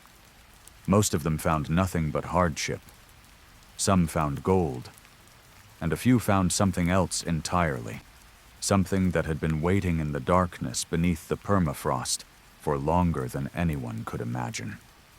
The story of Shaft 17 was passed down among the miners who survived that era, a cautionary tale told in whispers around campfires and in the back rooms of Dawson City saloons. It was the story of 17 men who dug too deep and found what should have stayed buried. The shaft was located about 40 kilometers northeast of Dawson City, in a valley that the local Han people called the place where the ground breathes. They warned the prospectors away from it, told them that the valley was cursed, that the ancestors had sealed something beneath the earth there, and it should never be disturbed. The prospectors, of course, didn't listen. The glint of gold in the creek beds suggested rich deposits underground, and greed overcame caution. The mining company was led by a man named Ezekiel Marsh, a former engineer from San Francisco who had come north with capital to invest and men willing to dig. He hired local labor and brought in equipment and began sinking shafts into the frozen ground. The work was brutal, the conditions harsh, but progress was made. By the fall of 1898, Shaft 17 had reached a depth of nearly 100 meters. Then the diggers found the chamber. It wasn't a natural formation. That much was clear from the moment they broke through into it. The walls were smooth, almost polished, marked with carvings that predated any known indigenous culture. The chamber was vast, extending beyond the range of their lanterns, and the air inside was warm despite the permafrost that surrounded it. At the center of the chamber, they found something that should have been impossible. A body.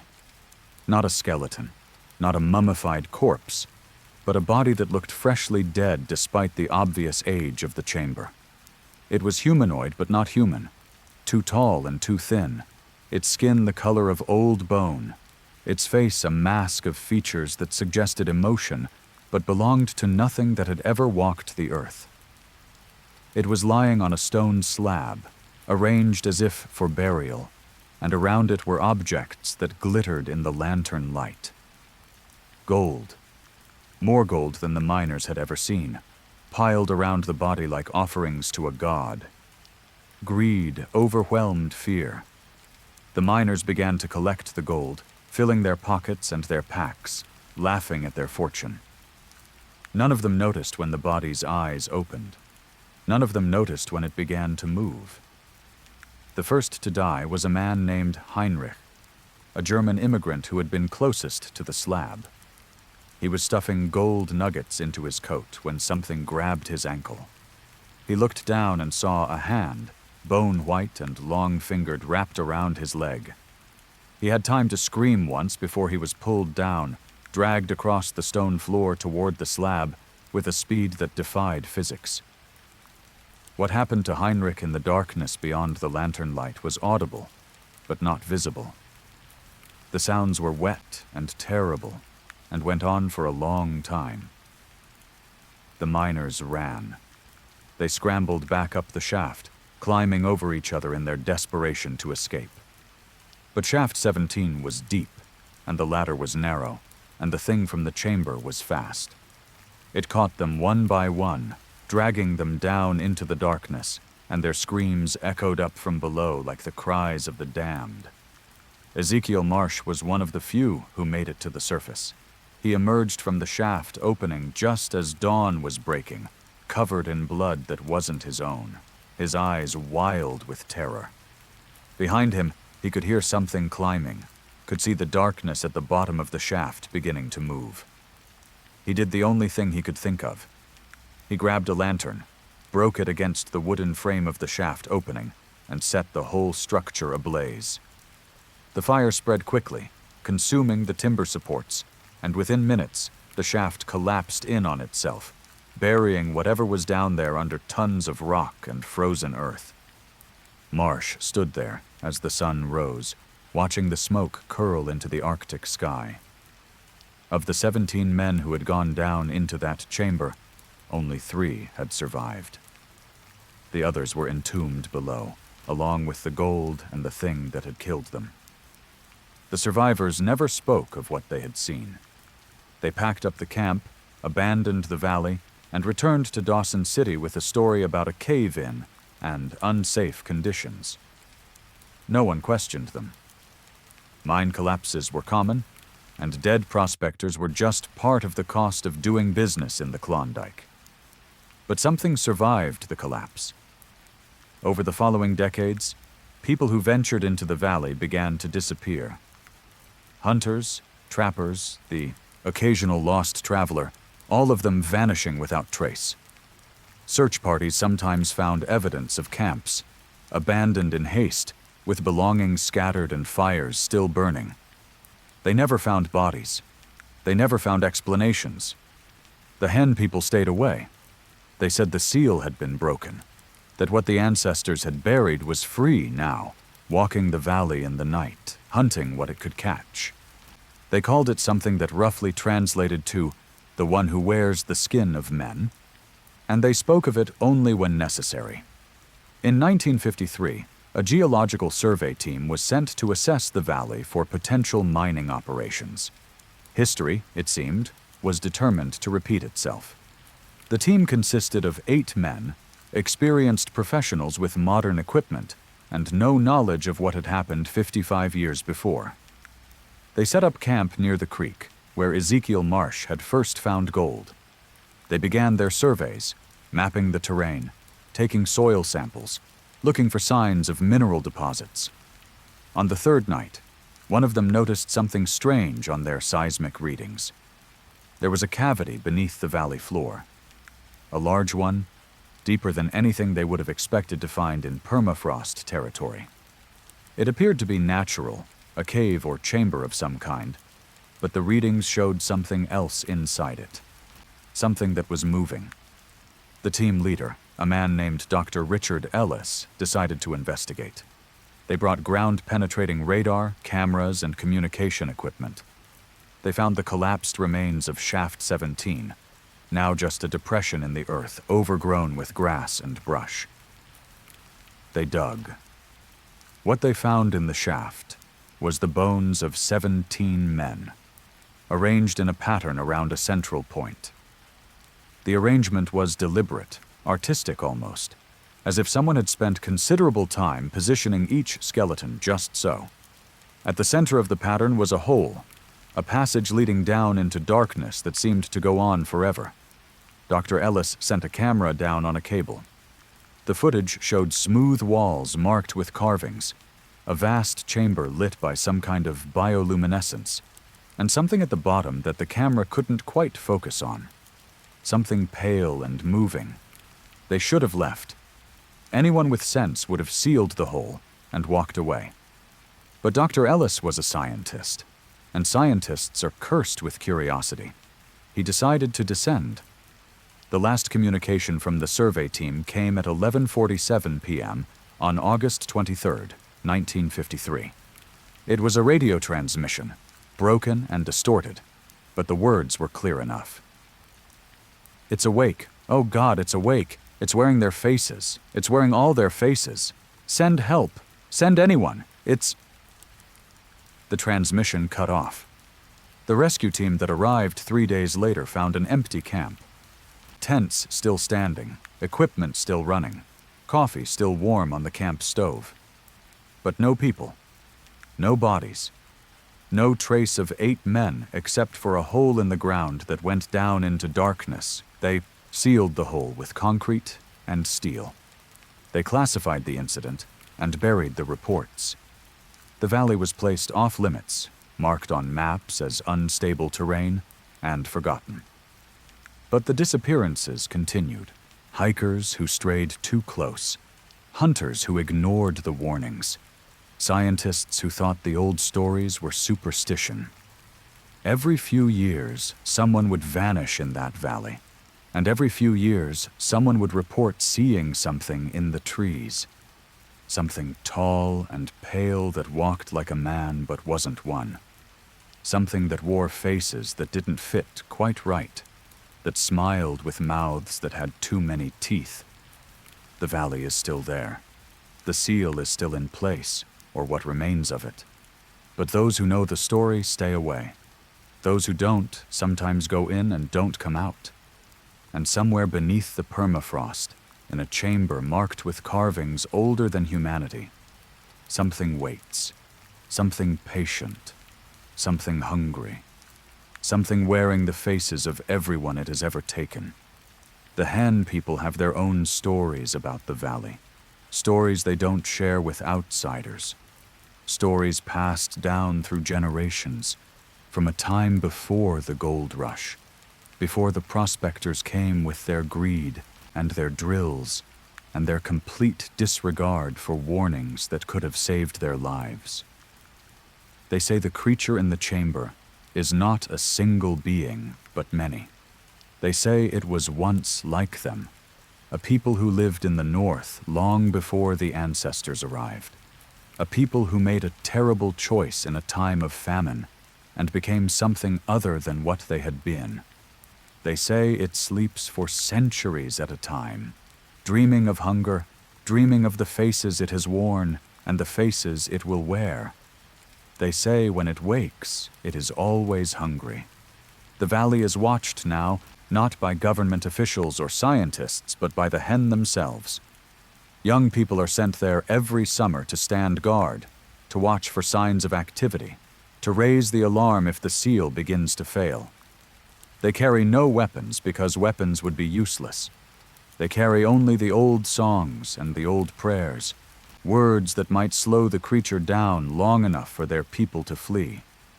Because that's all anyone can do when the one who wears the skin of men decides to walk again. Flee. Hide. Pray that someone else attracts its attention. The seal has held for 70 years, but concrete crumbles, steel rusts, and somewhere in the darkness beneath the permafrost, something is stirring. Something that has been dreaming for a very long time. Something that is almost ready to wake up. Story 8. The Ferry at Hecate Strait, British Columbia. The MV Princess Charlotte ran the ferry route between Prince Rupert and Haida Gwaii from 1957 to 1982.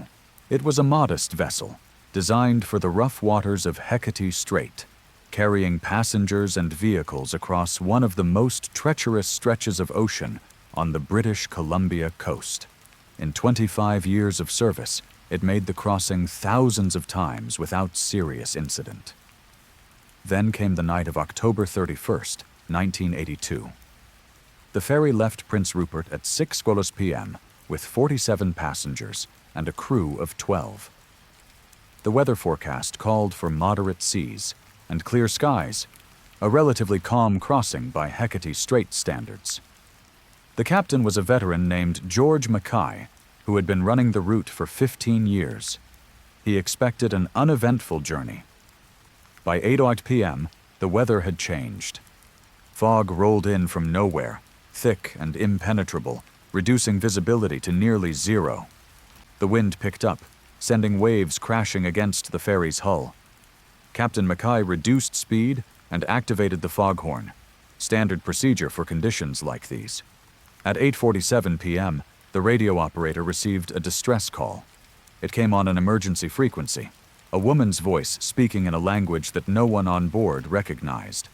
The signal was strong, suggesting a vessel nearby, but the radar showed nothing. Captain Mackay tried to respond, asking for position and nature of the emergency, but the voice just kept repeating the same phrase over and over in that unknown language. Then the voice switched to English. "You should not have come this way. You should not have sailed tonight. Turn back. Turn back. The strait belongs to them on this night." The transmission ended. Captain Mackay dismissed it as a prank, some bored fisherman having fun with his radio. He continued on course, navigating by instruments through the blinding fog.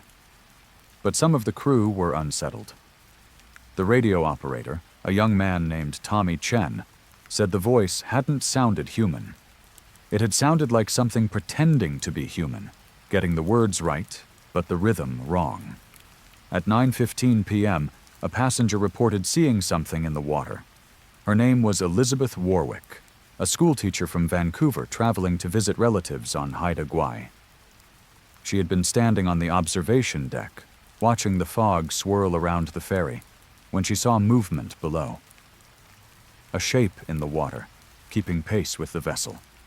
It was large, larger than a whale, and it glowed with a faint bioluminescence that made it visible even through the murk. Elizabeth watched as the shape circled the ferry. Then it rose to the surface, and she saw what it was. It was not a whale. It was not any animal she could name. It had a body like a serpent, long and sinuous, but its head was something else entirely. It had a face, features that were almost human, arranged in an expression that might have been curiosity or might have been hunger, and it was looking at her. Looking directly at her with eyes that reflected the ferry's lights like twin moons. Elizabeth screamed. The creature dove, disappearing into the black water, and by the time other passengers reached the deck, there was nothing to see but fog and waves. Captain Mackay was informed. He didn't believe it, of course, but he doubled the deck watch and told his crew to stay alert. The crossing was almost half over. They would be through the strait soon, into the protected waters around Haida Gwaii, and this strange night would be behind them. At 10 p.m., the engines failed. It happened without warning. All three. Diesels cutting out simultaneously, the ferry losing power and drifting helpless in the middle of the strait. The emergency lights came on, casting everything in red, and the engineers scrambled to find the problem. There was no problem. The engines were fine. The fuel was fine. Everything was functioning perfectly except that nothing was working. The ferry drifted in silence. Then the sounds began. They came from below, from the water beneath the hull. Tapping, rhythmic and deliberate, as if something was knocking on the bottom of the boat. The tapping moved from stern to bow, pausing occasionally, then resuming in a different pattern. Some passengers thought it sounded like code. Others thought it sounded like a question. At 10:23 p.m., something answered. A voice came from the water, loud enough to be heard throughout the ferry, speaking in that same unknown language from the radio transmission. It rose and fell in cadences that suggested meaning, communication, something that wanted to be understood. Then, in English, "We have waited, we are patient, but this night belongs to us. Give us what is ours." Captain Mackay grabbed the intercom and spoke to his passengers, telling them to stay calm, stay in the interior cabins, stay away from the rails. His voice was steady, but those who knew him could hear the fear beneath the composure. At 10:45 p.m., the first passenger was taken. His name was Martin Cole, a businessman from Seattle who had ignored the captain's instructions and gone to the vehicle deck to check on his car. The crew found the door to the deck standing open, seawater pooling on the floor, and Martin's shoes sitting neatly side by side at the threshold. There was no sign of struggle, no sign of anything except the open door and the empty shoes and the dark water beyond. Over the next 2 hours, 5 more passengers disappeared. Each time, it was the same. An open door, possessions left behind, no evidence of violence. They simply vanished, taken by something that could move through locked doors and leave no trace. The survivors huddled in the ferry's main lounge, as far from the exterior as they could get. Some prayed, some wept, some sat in silence, watching the doors and windows, waiting for their turn to come. Captain Mackay stayed on the bridge, trying everything he could think of to get the engines running, to raise someone on the radio, to signal for help. Nothing worked. The ferry sat dead in the water, wrapped in fog, surrounded by whatever had claimed the strait for its own. At 1 a.m., the fog lifted. It happened instantly, the thick gray wall parting to reveal a sky full of stars and a calm sea that reflected them like a mirror. The ferry's engines roared to life. The radio crackled with signals from the Coast Guard, asking why the Princess Charlotte had gone silent for 5 hours. Captain Mackay looked at the water around his vessel. It was empty. Whatever had been there was gone, retreated to wherever it came from. The night was over. They reached Haida Gwaii at 4:30 a.m. 6 passengers were missing. The Coast Guard launched a search, but nothing was ever found. No bodies, no debris, no evidence that 6 people had ever existed except for the manifests that listed their names. The official explanation was a rogue wave. Multiple passengers swept overboard during a sudden swell. It was a convenient story, one that explained the disappearances without requiring anyone to believe in creatures in the fog or voices from the deep. Captain Mackay retired immediately after the incident. He never spoke publicly about what happened, but before he died in 1994, he gave an interview to a local historian. In it, he described everything: the voice on the radio, the shape in the water, the impossibility of that night. He said the worst part wasn't the fear. The worst part was the acceptance. Somewhere in the middle of those 5 hours, he had understood that the strait didn't belong to humans, had never belonged to humans. They were just passing through, tolerated guests in a domain that had owners far older and far stranger than anything they could imagine. "The ocean is full of things we don't know about," he said. "Most of the time they leave us alone. But some nights, on that strait, they come to collect what they're owed. And God help anyone who's sailing when they decide it's time to collect." The MV Princess Charlotte was decommissioned after that voyage, and eventually scrapped. The route across Hecate Strait is still operated by BC Ferries, but sailors who work it know the stories. They know to pay attention to the fog, to the silence, to the feeling of being watched from below. And on certain nights, when the conditions are right, some of them still hear voices from the water. Voices that speak in an unknown language, asking questions that no one wants to answer. The Haida people knew about the creatures in the strait long before the Europeans came. They called them many names, depending on the tribe and the era, but the meaning was always the same. The hungry ones, the takers, the devourers. They carved their images into totem poles and told stories about them around winter fires, stories designed to teach children the rules of the water. Never sail on the last night of October. Never answer a voice from the fog. Never, ever look directly at them if you see them rising from the depths. These rules were forgotten when the colonizers arrived. The ferries were built, the routes were established, and the old warnings were dismissed as primitive superstition. For decades, nothing happened. The hungry ones slept or hunted elsewhere or simply watched and waited. But they always come back. The Princess Charlotte incident was not the first, and it was not the last. There have been other crossings where passengers vanished without explanation. Other nights when the fog rolled in, and the voices spoke, and the crew found empty shoes lined up neatly by the rail. BC Ferries doesn't talk about these incidents. The Coast Guard files reports that are classified and forgotten. But the sailors know. The ones who work the Hecate Strait crossing, the ones who have spent decades navigating those treacherous waters, they know what lurks beneath the surface. They know what waits in the fog. And they know that every crossing is a gamble, a roll of the dice against something ancient and patient and eternally hungry. Some of them carry tokens of protection, talismans given to them by Haida elders who still remember the old ways. Some of them say prayers before every voyage, prayers to gods both Christian and older. Some of them simply hope that the hungry ones will take someone else, that the ocean's appetite will be satisfied before it reaches them. It's not much of a defense. But in Hecate Strait, it's all they have. Story 9. The Sanatorium at Silver Falls, Quebec. The Sanatorium St. Joseph was built in 1912 on a hilltop overlooking Silver Falls, a small town in the Laurentian Mountains about 2 hours north of Montreal. It was designed to treat tuberculosis patients, hundreds of them shipped there from the overcrowded cities to breathe the clean mountain air and pray for recovery. Most of them died.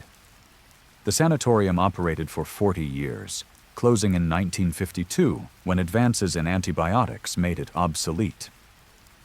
During that time, an estimated 3,000 people died within its walls. They were buried in a cemetery on the grounds, their graves marked with simple white crosses that dotted the hillside like teeth. After it closed, the sanatorium sat empty. The town of Silver Falls gradually shrank as the logging industry declined, and the young people moved away to find work in the cities. By the 1980s, only a few hundred people remained, mostly elderly, clinging to a way of life that was rapidly disappearing. The sanatorium was not abandoned. The first reports came from hikers who ventured onto the grounds despite the no trespassing signs. They spoke of lights in the windows, figures moving behind the glass, sounds that carried across the hillside on still nights. Screaming, mostly, and sometimes laughter that didn't sound right. The townspeople knew better than to investigate. They had grown up with stories about the sanatorium, about the things that had been done there in the name of medicine, about the patients who had been experimented on and abused and left to die in isolation. They said the building was haunted, cursed, a place where the dead didn't rest because they had been given no peace in life. In the fall of 1987, a group of 5 university students decided to test these stories. They were from McGill, studying psychology and folklore, interested in the phenomenon of haunted places and the psychology of fear. They planned to spend a night in the sanatorium, documenting their experiences with cameras and tape recorders, producing a paper on the power of suggestion and environmental factors in creating supernatural experiences. Their names were Mark Pelletier, Sophie Tremblay, Jean-Luc Beaumont, Isabelle Roy, and David Chen. They arrived in Silver Falls on October 28th and spent the day interviewing locals and researching the sanatorium's history. That evening, they drove up the overgrown road to the hilltop and parked in front of the main building. The sanatorium was massive, 4 stories of brick and stone, its windows dark and its doors hanging open. The setting sun cast long shadows across the facade, and the students felt the first stirrings of unease as they unloaded their equipment. Mark was the leader of the group, the one who had proposed the project. He reminded the others that everything they were feeling was psychological, the product of expectation and atmosphere. The building wasn't haunted. It was just old and abandoned, its history giving it a weight that pressed on the imagination. They entered at 7 p.m. The interior was exactly what you would expect from a building that had been empty for 35 years. Peeling paint, collapsed ceilings, debris scattered across the floors. The smell was musty and sharp, old dust and something else, something organic that none of them wanted to identify. They made their way to the main ward on the 2nd floor, a long room lined with rusted bed frames, and set up their base camp. The first hour was quiet. They explored the building, documented the decay, recorded their observations. Sophie found medical records scattered in an office, patient files with names and diagnoses and treatment notes that made her stomach turn. Jean-Luc discovered a staircase leading to the basement, but the door was locked and nobody wanted to force it. At 9 p.m., the temperature dropped. It happened suddenly, the air going from cool to freezing in a matter of minutes. David checked his thermometer and reported that the temperature had fallen by nearly 20 degrees, something that should have been impossible in a closed building. Then they heard the voices. They came from above, from the 3rd and 4th floors that the students hadn't explored yet. Murmuring, indistinct but clearly human, multiple voices speaking in French. The students looked at each other, their earlier confidence beginning to falter. Mark insisted they investigate. They were here to document phenomena, he said, not run from them. He led the way up the stairs, flashlight beam cutting through the darkness. The 3rd floor was the same as the 2nd, wards and offices and the remains of medical equipment. But the voices were louder here, coming from behind closed doors, from inside the walls, from everywhere and nowhere. The students spread out, trying to locate the source. Sophie found it. She was in a room at the end of the hall, what had once been an isolation ward for the most severe cases. The voices were coming from a corner, from a space where the wall met the floor, as if there were a speaker hidden in the baseboards. She knelt down to examine it. The wall opened. Not a door, not a panel, but the wall itself, the bricks and plaster folding outward to reveal a darkness beyond. And from that darkness, something reached out and grabbed Sophie's arm. She screamed, pulling back, but the grip was impossibly strong. She was dragged toward the opening, her feet scrabbling for purchase on the debris-covered floor. The others came running, alerted by her screams. But by the time they reached the isolation ward, Sophie was gone. The wall was solid. The bricks were unmoved, the plaster intact. There was no opening, no passage, no evidence that anything had happened except for Sophie's flashlight lying on the floor and the marks on the wall where her fingernails had scratched as she was pulled through. The students panicked. Jean-Luc wanted to leave immediately. Mark wanted to search for Sophie. Isabel was crying, David was praying, and the voices from the walls were getting louder. Then the lights came on. Every light in the building, lights that had been disconnected for 35 years, suddenly blazed to life. The sanatorium was illuminated, and the students could see what they had been stumbling through in the darkness. The walls were covered in writing. Names, thousands of them, scratched into every surface, carved into the plaster and the wood and the brick. The names of the patients who had died there, written over and over, layered on top of each other until they formed a solid mass of text.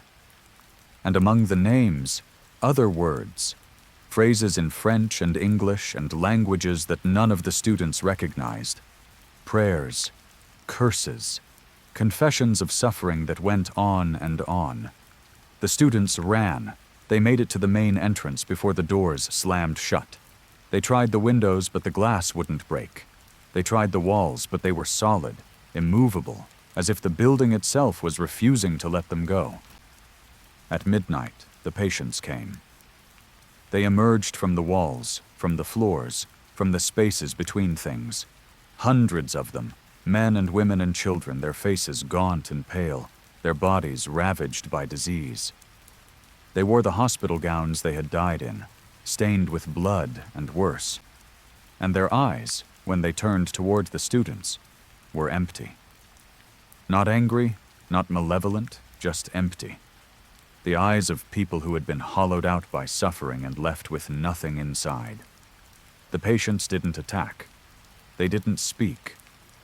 They just stood there, filling the halls and the rooms and the stairs, a silent crowd of the dead watching the living with those empty eyes. Mark tried to talk to them. He said he was sorry. Sorry for what had happened to them. Sorry for intruding on their rest. The patients didn't respond. They didn't move. They just watched. Then one of them stepped forward. She was young, maybe 16, with long, dark hair and a face that might have been pretty before the disease took it. She walked through the crowd of patients, who parted for her like water around a stone. She stopped in front of Mark and looked up at him. "You came to study us," she said. Her voice was like wind through dead leaves. "You wanted to understand. Now you will." She took his hand. Mark screamed. The sound went on and on, a shriek of absolute terror that echoed through the sanatorium. The other students watched in horror as something happened to him, something they couldn't quite see, a change that rippled through his body like a wave. When it was over, Mark was no longer Mark. His eyes were empty. His face was gaunt. He was one of them. The remaining students tried to run, but there was nowhere to go. One by one, the patients took them. Jean-Luc, then Isabel, then David. Each time, the same transformation, the same emptying of everything that made them who they were. The building was found empty the next morning by a hunter who noticed the lights still burning. The police searched every room, every closet, every basement corridor. They found the students' equipment, their vehicles, their personal belongings. They did not find the students. The case was never solved. 5 university students vanished from an abandoned building, leaving no trace, no evidence, no explanation. The sanatorium was demolished in 1992, the rubble hauled away, and the land returned to forest. But the cemetery remains. The 3,000 white crosses still stand on the hillside above Silver Falls, and on certain nights, when the wind is right, you can hear voices drifting down from the place where the sanatorium used to be. They're calling names. Thousands of names. And now there are 5 more. The demolition of the sanatorium was supposed to end the haunting. That was the official reasoning, though no one ever stated it explicitly. Tear down the building, scatter the stones, let the land return to wilderness, and whatever lingered there would have nothing to cling to. It didn't work. The cemetery remains, as mentioned before, but there's something else. Something the demolition crews discovered when they tore down the foundation. Something they were paid very well to never speak about. Beneath the sanatorium, carved into the bedrock itself, was a chamber. Not a basement, not a cellar, but a deliberate space that had been excavated by hand over what must have been years of effort. The walls were covered in the same writing found throughout the building. Thousands of names layered over prayers and curses and confessions of suffering. At the center of the chamber was an altar. It was made of stone, older than the sanatorium, older perhaps than European settlement in Canada. On that altar, the demolition crew found bones. Not patient bones, but something else. Something that had been buried there long before the first tuberculosis ward was built. Something that the sanatorium's founders had discovered and built their house of death upon. The crew leader, a man named Pierre Dubois, took photographs. He sent them to a friend at Laval University, and an archaeologist who might know what they had found. The archaeologist took one look at the images and called Pierre immediately. "Burn them," he said. "Burn the photographs and never speak of this again. You don't know what you found, and trust me, you don't want to know." Pierre burned the photographs, but he kept one, hidden in a safety deposit box, insurance against something he couldn't quite articulate. He died in 2008, and his daughter found the photograph while settling his estate. It showed the altar, the bones, and something else. Something standing in the corner of the chamber, just at the edge of the camera's flash. A figure, pale and gaunt, wearing a hospital gown stained with something dark. Its face was turned toward the camera, and its eyes, empty and hungry, seemed to look directly at whoever was viewing the photograph. The daughter burned the picture, but she couldn't burn what she had seen. And sometimes, late at night in her home in Montreal, she hears someone calling her name in a voice that sounds like wind through dead leaves. The sanatorium is gone. The chamber has been filled with concrete, but the cemetery remains. And the dead of Silver Falls are still calling. They have 5 new voices now, and they are always hungry for more. Story 10. The Road to Nowhere. Manitoba. There is a highway in rural Manitoba that the locals call the Road to Nowhere. It runs for approximately 200 kilometers through flat prairie land, connecting 2 towns that nobody remembers, and ending at a place that shouldn't exist. The provincial government doesn't acknowledge it. Maps don't show it. But it's there, and sometimes people find it. Those who find it don't always come back.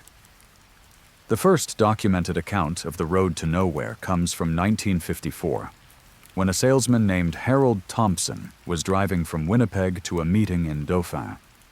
He took a wrong turn somewhere in the endless sameness of the prairie, ended up on a road he didn't recognize, and drove for 3 hours without seeing a single landmark, a single house, a single sign of human habitation. The road was straight and flat, cutting through fields of wheat that stretched to the horizon in every direction. The sky above was cloudless, the sun burning down with merciless intensity.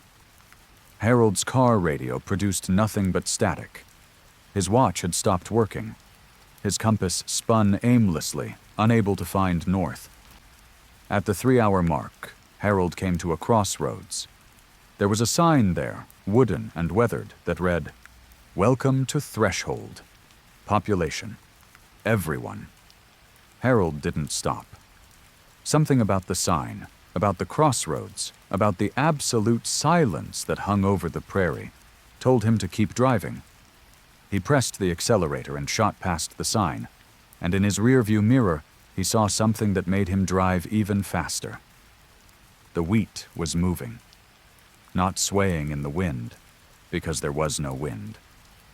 Moving, flowing toward the road like water, closing in behind his car as if trying to swallow it whole. And in the wheat, he saw figures, tall and thin and standing perfectly still, watching him with faces he couldn't make out, but somehow knew were wrong. Harold drove for another hour, not daring to slow down, not daring to look back. Then, without warning, the road ended. He was on a familiar highway, approaching Dauphin from the south, exactly where he should have been if he hadn't taken that wrong turn. He checked his watch. It was still broken. He checked his dashboard clock. According to it, only 15 minutes had passed since he left Winnipeg. Harold never spoke about his experience publicly. He wrote about it in a journal that was found after his death in 1987, a detailed account of the hours he spent on that impossible road. His family dismissed it as fiction, the product of an active imagination. But the journal ended up in the hands of a researcher named Dr. Amanda Blake, who had been collecting similar accounts for years. Dr. Blake had found 17 other stories that matched Harold's experience. Different decades, different travelers, but always the same road. The endless wheat, the silent sky, the sign welcoming them to Threshold. Some of them made it out, like Harold. Others didn't. The ones who didn't were the ones who stopped. In 1968, a family of 4 named the Hendersons took a vacation to the prairies. They were from Toronto, unfamiliar with the landscape, easy to disorient. At some point on August 14th, they turned onto a road that their A2A map didn't show. They were never seen again. In 1979, a truck driver named Michael Okonkwo made a delivery to a town that nobody could find afterward. He called his dispatch from a payphone in a place called Threshold, reported that the delivery had been made, and promised to be back in Winnipeg by morning. The call was logged at 11:47 p.m. on September 2nd. The number he called from didn't exist. In 1991, a group of teenagers looking for adventure found the road to nowhere on purpose. They had heard the stories, dismissed them as urban legend, and decided to prove there was nothing supernatural about an unmarked road in the middle of Manitoba. 3 of them went looking. One of them came back. Her name was Rachel Summers, and what she told Dr. Blake forms the most complete account of Threshold that exists. Rachel and her friends, 2 boys named Kevin and James, found the road just after sunset. They had been driving back roads for hours, looking for anything that matched the descriptions in the stories they'd heard. The road appeared suddenly, branching off from a gravel track, paved and smooth and running straight into the darkness. They followed it. For the first hour, everything was normal. The road was empty but unremarkable, the prairie stretching away on both sides, the stars beginning to appear in the darkening sky. Kevin drove while Rachel navigated, and James complained about wasting their Friday night on a wild goose chase. Then the radio went dead. The engine didn't fail, the lights didn't flicker, but the radio, which had been playing static since they turned onto the road, suddenly fell silent. Not the silence of no signal, but true silence, the absence of any sound at all. Rachel realized she couldn't hear the engine anymore, couldn't hear the tires on the pavement, couldn't hear her own heartbeat. The car was moving through absolute silence. Then the wheat appeared. It shouldn't have been there. This was late September, and the wheat had been harvested weeks ago. But there it was, tall and golden, pressing against the edges of the road like walls. And it was whispering. Rachel couldn't make out the words, but she could hear the rhythm of speech, thousands of voices murmuring in unison. The wheat leaned toward the car as they passed, reaching for the windows, and Rachel saw faces in the stalks. Faces made of wheat, faces with eyes and mouths, faces that watched them with hunger. Kevin kept driving, His knuckles were white on the steering wheel, his eyes fixed straight ahead. James had stopped complaining. He was pressed against the back seat, his hands over his ears, trying to block out the whispers. At midnight, they reached Threshold. It was a town, or the memory of a town. Buildings lined the main street, but they were wrong somehow. Their proportions off, their doors and windows in places that made no architectural sense. Lights burned in some of them, a sickly yellow glow that didn't illuminate so much as suggest. And there were people on the street, hundreds of people, standing perfectly still facing the car as it rolled slowly past.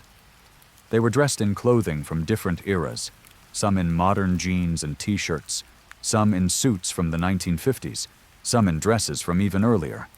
Their faces were blank, expressionless, but their eyes followed the car with an intensity that made Rachel want to scream. Kevin stopped the car. Rachel begged him not to, but he stopped anyway, in the middle of the main street, surrounded by the silent watchers. "I need to know," he said. "I need to know what this is." He opened the door and got out. The moment his feet touched the pavement, the people moved. They didn't walk, didn't run, just suddenly surrounded him, pressing close, their blank faces inches from his. Kevin screamed, a single sharp sound, and then he stopped. His face went blank. His eyes went empty. He turned and looked at Rachel through the car window, and his expression was the same as everyone else's. He was one of them now. James threw himself into the driver's seat. He floored the accelerator, and the car shot forward, tearing through the crowd that didn't scatter, didn't react. Just let the car pass through them like they weren't entirely solid. Rachel looked back and saw Kevin standing among them, watching her leave with those empty eyes. They drove for what felt like hours, the town refusing to end, the buildings stretching on forever, the silent watchers appearing on every corner. James was crying, his hands shaking on the wheel, but he didn't stop, didn't slow down, just kept driving until suddenly they weren't in Threshold anymore. They were on a highway, a normal highway with signs and lights and other cars. James pulled over and collapsed across the steering wheel, sobbing with relief. Rachel checked the time. According to her phone, which had been dead since they entered the road, only 20 minutes had passed since they turned onto the road to nowhere. James drove Rachel back to Winnipeg. He dropped her at her house, said he was going to the police, and drove away. He never arrived at the station. He was never seen again. Rachel believes he went back. She believes Threshold called to him the way it had called to Kevin, the way it calls to everyone who finds the road. She believes he's there now, standing on the main street, waiting for the next car to come through. She spent the last 30 years trying to warn people. She's written articles, given interviews, posted on every forum and website that would listen. But no one believes her. The road to nowhere isn't real. Threshold doesn't exist. People who disappear on the prairies are just lost, just unfortunate, just victims of the ordinary dangers of a vast and empty landscape. Rachel knows better. She still has dreams about the wheat, about the whispers, about Kevin's face going blank.